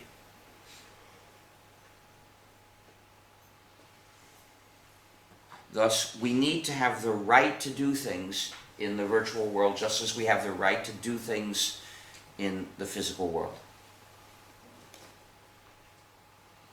Now, I should mention a couple more websites. There, gnu.org is the website of the GNU system and the free software movement.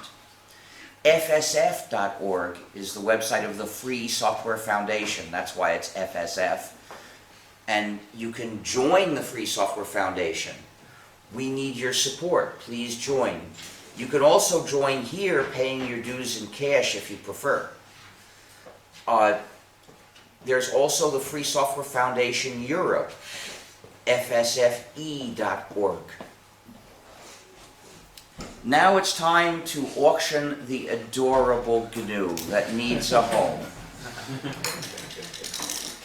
I'm going to auction it for the benefit of the Free Software Foundation. If you buy the GNU, I'd be happy to sign the card for you. If you have a penguin at home, you need to get a GNU for your penguin, because as we know, a penguin can't hardly function without a GNU. What use is a penguin without a GNU? Or Linux without the GNU system? And we can accept payment either in cash or with a credit card. I'm going to be answering questions for a while, so you'll have time to go to a bank machine and come back with the money. So you don't have to be limited to the amount of money cash you've got on you right this minute. when you bid, please wave your arm and shout the amount so I can hear you, because I've got hearing trouble. And we've got to start with its usual price, which is 20 euros. I've got 20. Do I get 25? 25. I've got 25. Do I get 30? 35. I've got 35. Do I get 40? I've got 35. Do I get 40 euros for this adorable canoe? Okay, 40. I've got 40. Do I get 45? 45. I've got 45. Do I get 50? 46. No, I won't go up by €1. It would take too long. That's me, man. I've got 45. Do I get 50? Do I get 50 euros for this adorable canoe that needs a home?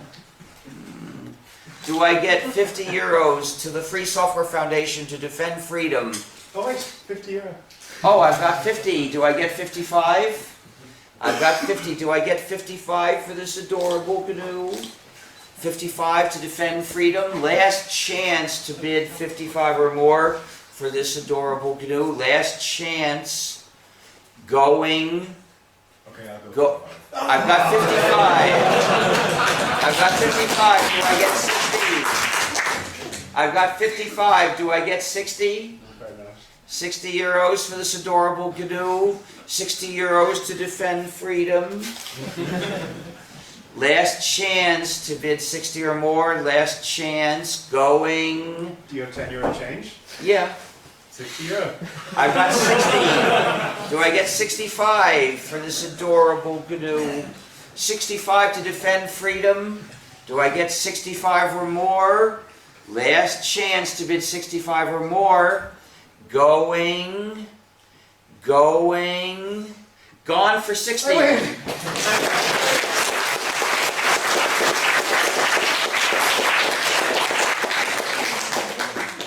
Perfect, thank you very much. Okay, so now you want to change. And the signature is more. Well, the signature I'll do after the questions because, no, it's here, okay.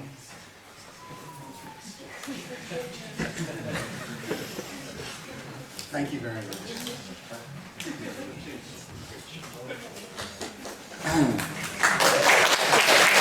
Since I've got another canoe, I'll sell it to you for 55 if you want. I'll go 65. No, it's okay. So, now it's time for questions.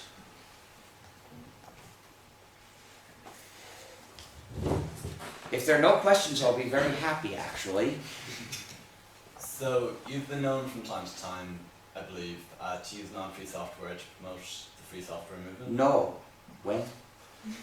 I've seen you use Windows, I've read No. I mean, I'll use, if I borrow somebody's computer to browse for 20 minutes, I don't care what software is on it.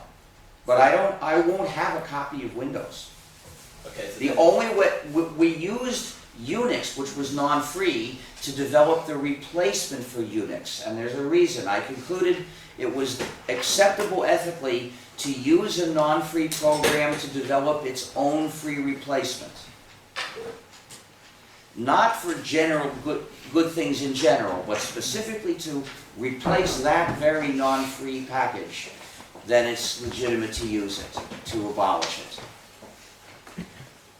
are there any other excuses, do you think, in someone's day-to-day life that they might, you know... Well, need if to- somebody points a gun at you and says, use this non-free program, I think it's forgivable. I wouldn't say that you should get yourself killed to refuse to use a non-free program.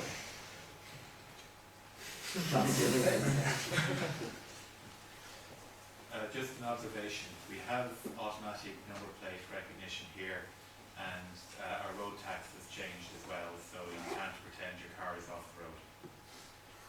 the road. Well, that's something, the system might be acceptable if they only recognize the cars that are the subject of a court order for some reason. But if it recognizes and records data about all cars, that is not acceptable.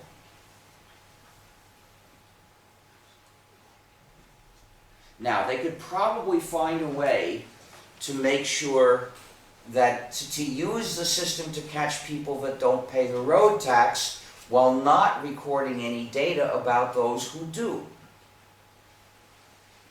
You see, if you're a little bit clever about it, you can often find a way to achieve a legitimate goal while not facilitating a harmful goal. For instance, if it has a list of everybody of every number that's paid the road tax for this year, and it won't notice them, but then it could notice any other plate. You mentioned Facebook and Instagram specifically. What about Twitter? Twitter can be used in a way that's okay. First of all, it's possible to use Twitter running only free software, which is not possible with Facebook. If you don't run the non-free software that Facebook pages send, you can't even see the pages as far as I know. But with Twitter, you can use it with free software. You sometimes have to know just what to do. It's not exactly easy, but it's possible. Also, Twitter is used for publication primarily. So if we limit ourselves to thinking about tweets, those are published, so there's no issue of revealing private information to someone who wasn't supposed to see it. If you decide to publish it, you're saying, yeah, everybody can see it. In addition, Twitter doesn't require people to give real names. Another bad thing that Twitter doesn't do. Now, what private information could Twitter have? It could have your IP addresses. Maybe it would get some kind of location data. Maybe you could stop that, though. Of course, if you start using Twitter for private messages, then there's a potential for it to abuse your private data. Do you have a non-philosophical objection to open source? It's a meaningless question. I have an objection to the term, quote, open source, unquote. Okay. Nearly all programs that are open source are in fact free software. So I think they're okay as programs. But calling them, quote, open source, unquote, is advancing a philosophical position that was meant to reject the free software movement. So the question was that open source become ubiquitous, and that every software was open source? It didn't use I don't care whether a program is open source or not. I care whether it's free or not. I care whether it's free or not. Now, most programs that are open source are in fact free. Some are not. Because although their original intention was to talk about the same category of programs that we had been calling free software for a long time, their criterion is written differently and interpreted by different people, so the line didn't come out at exactly the same place. And the most important case of this is a rather serious one, which you find in many Android devices. Not all, just some. And the problem is that they won't allow the user to replace the system software. So they come with an executable of Linux, because the kernel of Android is Linux. And the source code is available. The corresponding source code has to be available under GPL version 2.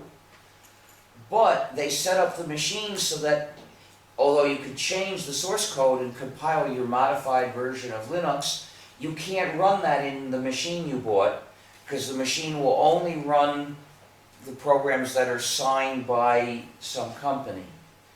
So in this case, the source code is free, but the executable is not. It doesn't give you freedom 1 in practice, only in theory. In practice, you can't change the executable that's running in your machine, but someone else can, so it's not free software. The criteria for open source don't consider this issue. They only look at how the source code is distributed. So just as we say that source code is free, they say that source code is open. But we also look at the executable that the user is really running, and we say this program is not free because the users can't change it. They don't consider that issue. So they would point at that executable and say it's open source. And we point at that and say it's not free.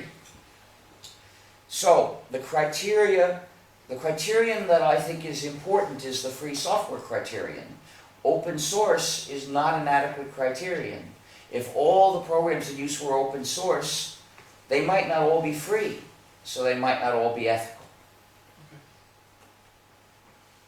I was wondering, when you were writing Emacs, what editor did you use? Well, the first Emacs was implemented on top of Tico, and I used Tico to write it. When I wrote GNU Emacs, I did the editing using some other version of Emacs, probably the one on the Lisp machines, but also sometimes the original Emacs for PDP-10s. I have a question about freedom of speech. Just for those, there is a blasphemy law in Ireland that prevents you from actually, insulting someone's religion. That's one thing. The second thing, if you think that... Well, that's obviously an injustice. If you think that everybody can actually express any opinion that they have, how does it go against, let's say, views on racial supremacy? They have a right to express those opinions too. I don't like them, but that's not grounds for censorship. There are disgusting things that people can say. I've seen disgusting works myself, like the film Pulp Fiction. I never want to see anything like that. If I'd known what it would be like, I wouldn't have seen it. But censorship is more disgusting than anything people can say.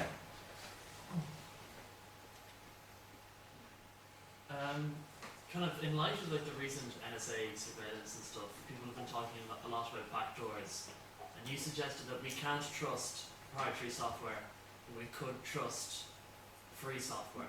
What's to say, considering projects like GCC are so large, that the NSA couldn't hide a backdoor in there if they wanted to? I won't say it's impossible. What I said was that the users of free software have a defense. It's not a perfect defense, but if you use a proprietary program, you're defenseless. You're totally at the mercy of the developer. They don't have to cleverly disguise the malicious functionality and hope no one will never notice. They just put it right in. I suppose it goes down to trust then. But Well, no, it's a rational basis for trust. The defense for free software is not perfect. There are cases, known cases of malicious functionalities in free software, but the users have a way to catch them and get rid of them. With proprietary software, malicious functionalities are the normal case, and the users can't get rid of them even when they know about them. So, with free software, we've got a fighting chance. With proprietary software, we don't. yeah, okay, that's right. So nowadays it's quite possible to have a computing environment that consists entirely of free software. But most machines have hardware that is protected by patents, or it's just the details are not published. To what extent can we trust the hardware manufacturers? And Well, actually, these are two unrelated things. Whether the hardware is patented in it, whether some idea implemented in the hardware is patented, actually has nothing to do with whether it's malicious. The problem that makes it hard for us to do anything about malicious functionalities in hardware, and they do exist, is that we don't have the ways to fabricate our own chips. So even if we had a free chip design, we couldn't turn that into a fast processor. So the problem is similar, but the solution can't be similar because we can't apply it, that solution. So what are we going to do? I don't know. In the software case, I've got a solution to offer. In the hardware case, with today's technology, I don't know any solution to offer. 3D printers. FPGAs. What? FPGAs or Kickstarter projects. Sorry, FPGAs? Yeah. Well, one problem with FPGAs currently is that you need a non-free program to produce the file to load into the FPGA because they've all kept that secret. That's another area where we need some reverse engineering so we can make free programs to generate the files to load into FPGAs. And then they might be a solution in some cases. Kickstarter chip, get a minimum order to a fab.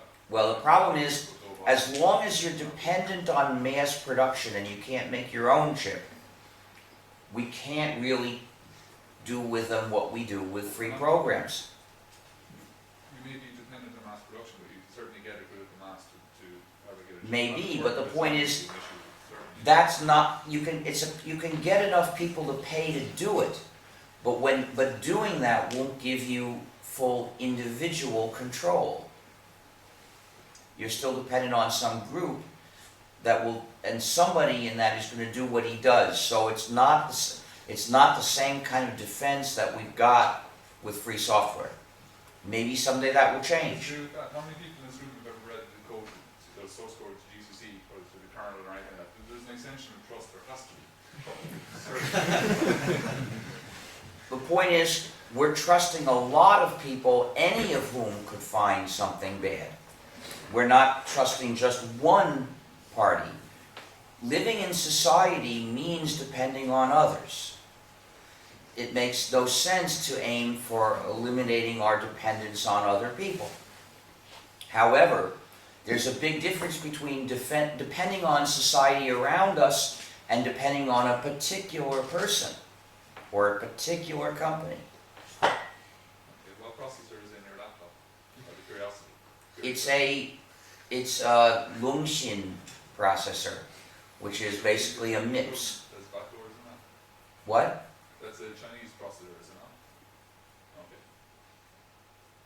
There might be a backdoor in any processor. There might be. In the case of recent Intel processors, we know there's malicious hardware in them. Certain VPN. Well, no. Also, there's the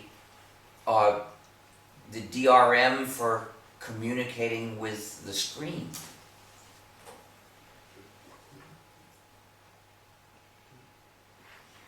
Sorry, what's that called?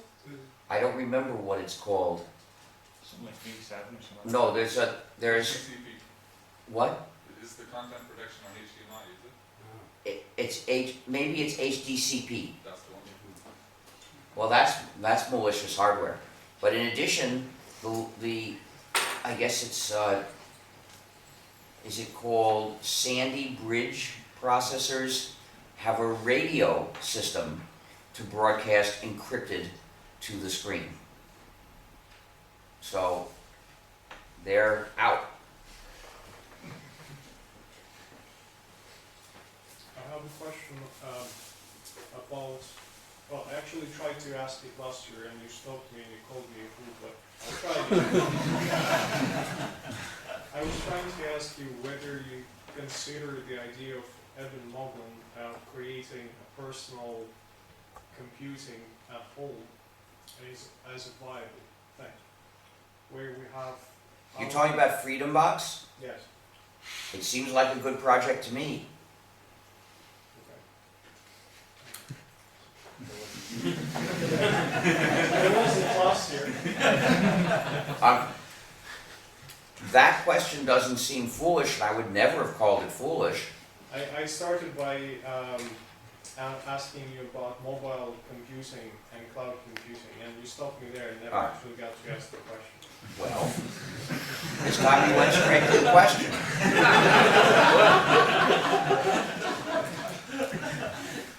Other questions? I'm on the Pirate Party International mailing list, and I've seen you post there a couple of times. Do you associate yourself a lot with them, or are you just kind of there to promote community? I'm there because partly I support them, although not totally. And it depends on which pirate party. Whether I could endorse a pirate party in an election, of course, depends also on what other parties are running and what positions they have on issues other than computing and what position they take regarding free software, and pirate parties vary about these things. Mostly, I support green parties because the threat of global heating disaster and ocean acidification disaster is immense. And people complain about the expense of avoiding it because they have no imagination of how horrible it's going to be if it happens. I saw a projection that the effects of global heating were likely to kill 100 million people by 2030. And then it's going to get much worse. So maybe by 2050 it'll kill 1 billion people. Maybe by 2080 it'll kill 5 billion people. Maybe you.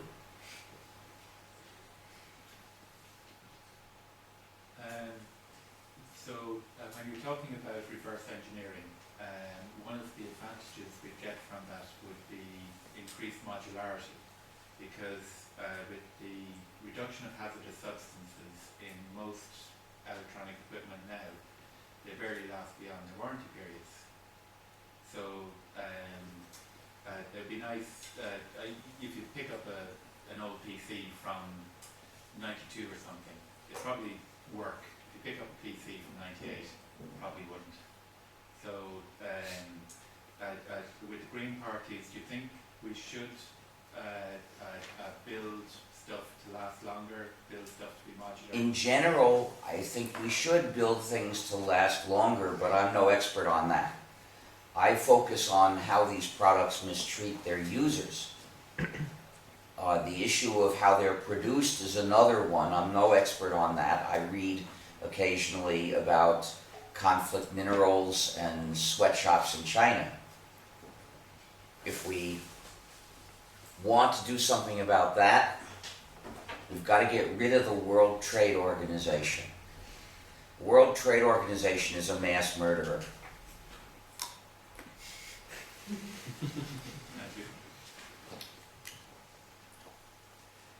Yeah, so I see throughout your talk that you always make a parallel between the proprietary, paid, closed software. I'm talking about closed. Okay, I was going to use open source software here, but I know you don't like it.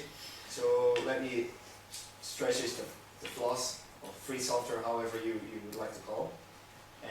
Well, in my statements, they're about free software. All right, yeah. Most of your statements were comparing free software versus other approaches, but there was one specific point where you touched where software was banned at all, and this case was specifically for polls and votations for elections.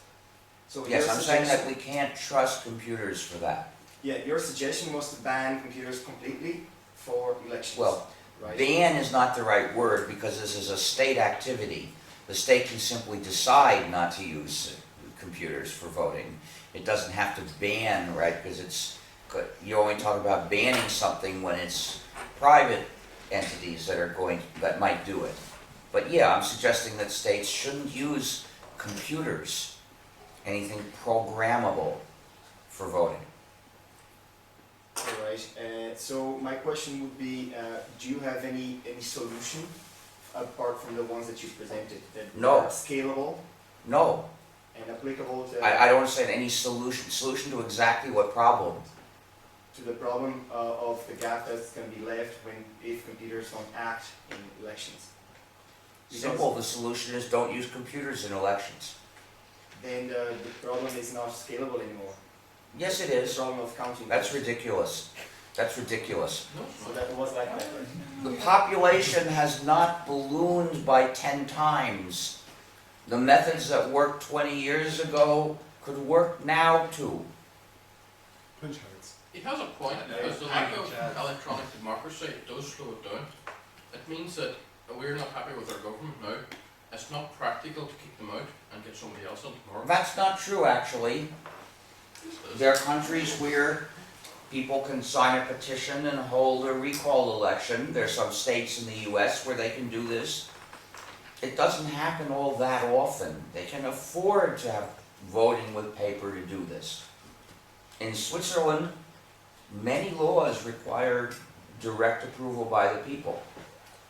A few times a year, they have a vote on some proposed laws.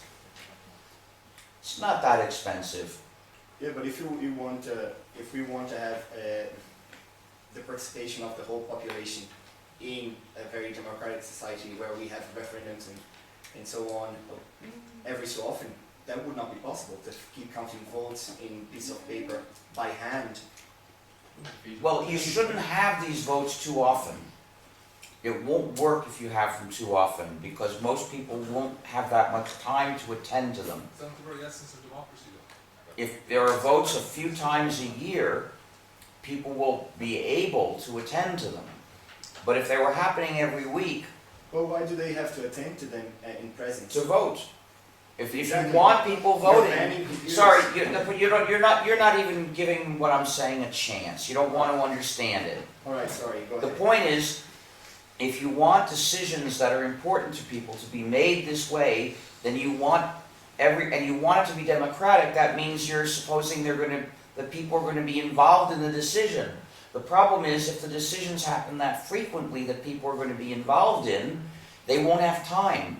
So they'll just let it go. In Switzerland, the people do have direct democracy, which covers a lot of important decisions. And not that many such important decisions get made every year. You don't want to have something being decided every day that is important and that all the people should get involved in deciding, because they're not all full-time assembly attenders. They can't do that. If you want everybody to be a citizen and every adult to have a vote, well, you can't do it the way it was done in Athens.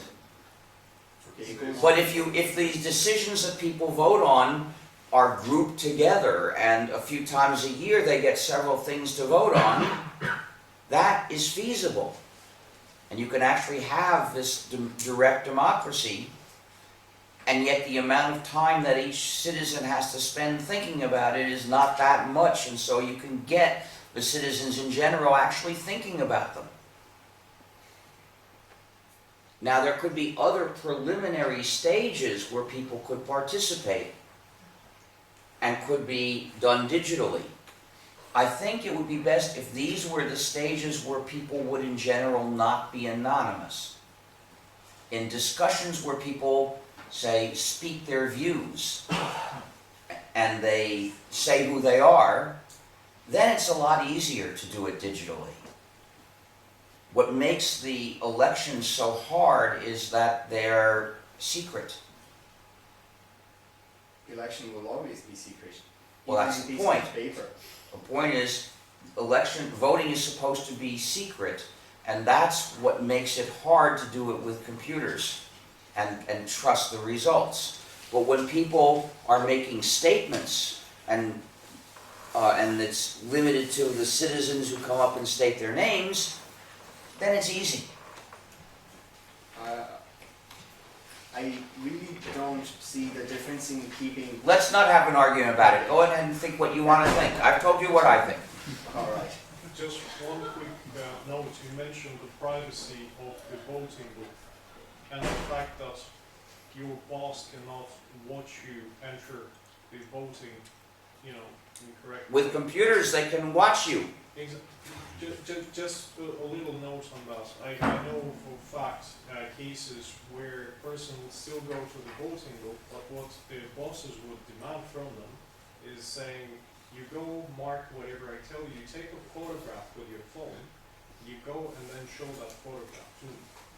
So that's one of the ways that the privacy of the voting booth will still be Mhm. protected. I'm not sure what to do about that. You just have free software on your phone and edit the box.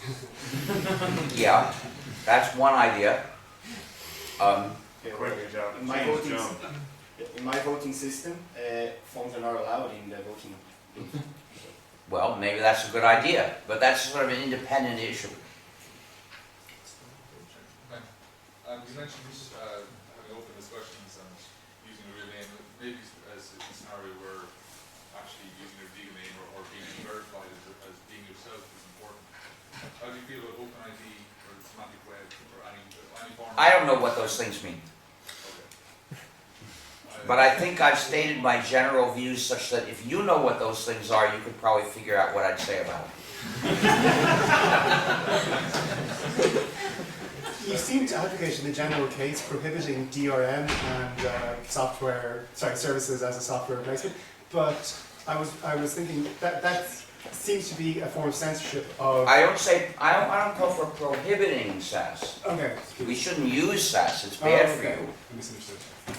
DRM is bad because it's designed to restrict people. It's a special case of proprietary software, so I'm not advocating that we ban all proprietary software outright, only in the cases of DRM. But actually there's no format or encryption I'm saying we should ban, it's just that it has to be, if the details are told to the users, if they're not secret, then it's not DRM. So it's the secrecy about the format that I would say should be banned. You spoke a little there about reverse engineering. Can you recommend any good educational resources? I don't know of any. I've been unable to find any. Have you thought about creating some? I haven't got time. And I'm no expert on it. I've never done it. What do you think of Wikipedia and the current problems that Wikipedia actually faces? Well, I don't know if I know them all, but I can tell you about some problems with Wikipedia. There are a few people who decided to go through Wikipedia and change pages that mentioned gnu+linux so that they would only say Linux. Basically, they were on a campaign to prevent us from getting credit for our work.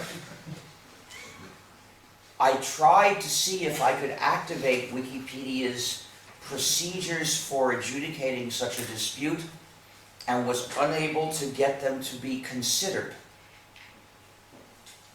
I went to an annual Wikipedia meeting trying to find somebody who could serve as the center for such dispute resolution and couldn't get it to happen. Yeah, on a related note, I find, I don't know if you agree with this point of mine, but I mean you can express it, gnu+linux to be a bit, too long to say. Too long? Yeah. What stops you? It takes 1 extra second to give us equal mention. It's not as publicizable as... Sorry, I think that you should be willing to give us an extra second when you say this name so as to give us equal mention. Yeah, However, I didn't think about not mentioning GNU. Please don't take me wrong. I thought about making another, maybe a brand to encompass the whole team. I don't know, I guess I could think about it, but our name is GNU, and if you say something else, it won't be talking about us. Now, some people have had the idea of saying Lignux. I tried that, but it got a worse reaction than GNU/Linux. You could also call it just GNU. I mean, you don't have to give Torvalds a share credit. I would prefer to do so. When I mention this combination, I give him a share of the credit. If you wanted to make the name as short as possible, it's GNU. But I think that you should spend another second to give Torvalds a share of the credit. Why not? Are there other projects that use the GNU system that you asked to put GNU in front of the name? There's no other operating system that's basically GNU. So I don't see where that would be relevant. What about software that uses the GNU utils? Sorry, your point is that, is there a real example? I'm not interested in looking at artificial cases, because they make things harder. I think Debian uses GNU. Debian is GNU/Linux. Debian is a distro. FreeBSD uses. Now, FreeBSD might use some GNU programs, but basically it's a different system. Well, I don't know if you'd consider it an artificial case, but there are, like Debian has a variation where it has the FreeBSD kernel. Yeah, that's Debian GNU/K FreeBSD. Yes. Is the herd in any kind of state relative? There are, the GNU herd is the kernel that we started in 1990. And it works, but there's no great advantage to using that rather than Linux. And of course, Linux has lots of features that are not in the herd. So I don't see a need to replace the free code of Linux with some other free program. The problem with Linux is the non-free code in it, which is typically the firmware for various devices. So the first step was make a version of Linux without that firmware. And that's called Linux Libre. So we have a modified version of Linux which is free software. Because Torvalds, many years ago, started putting in non-free programs. That's what you get when you have someone with the open source philosophy who's developing a free program. He might decide not to make it free anymore because he doesn't think that that's unethical. So that's what we urge people to work on replacing. I've got to call a halt to it now. It's too late.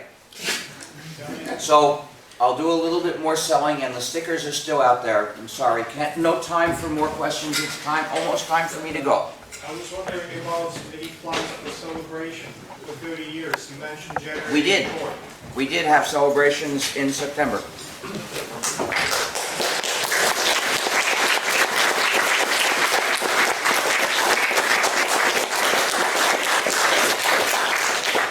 So if you want to buy something, please come here now.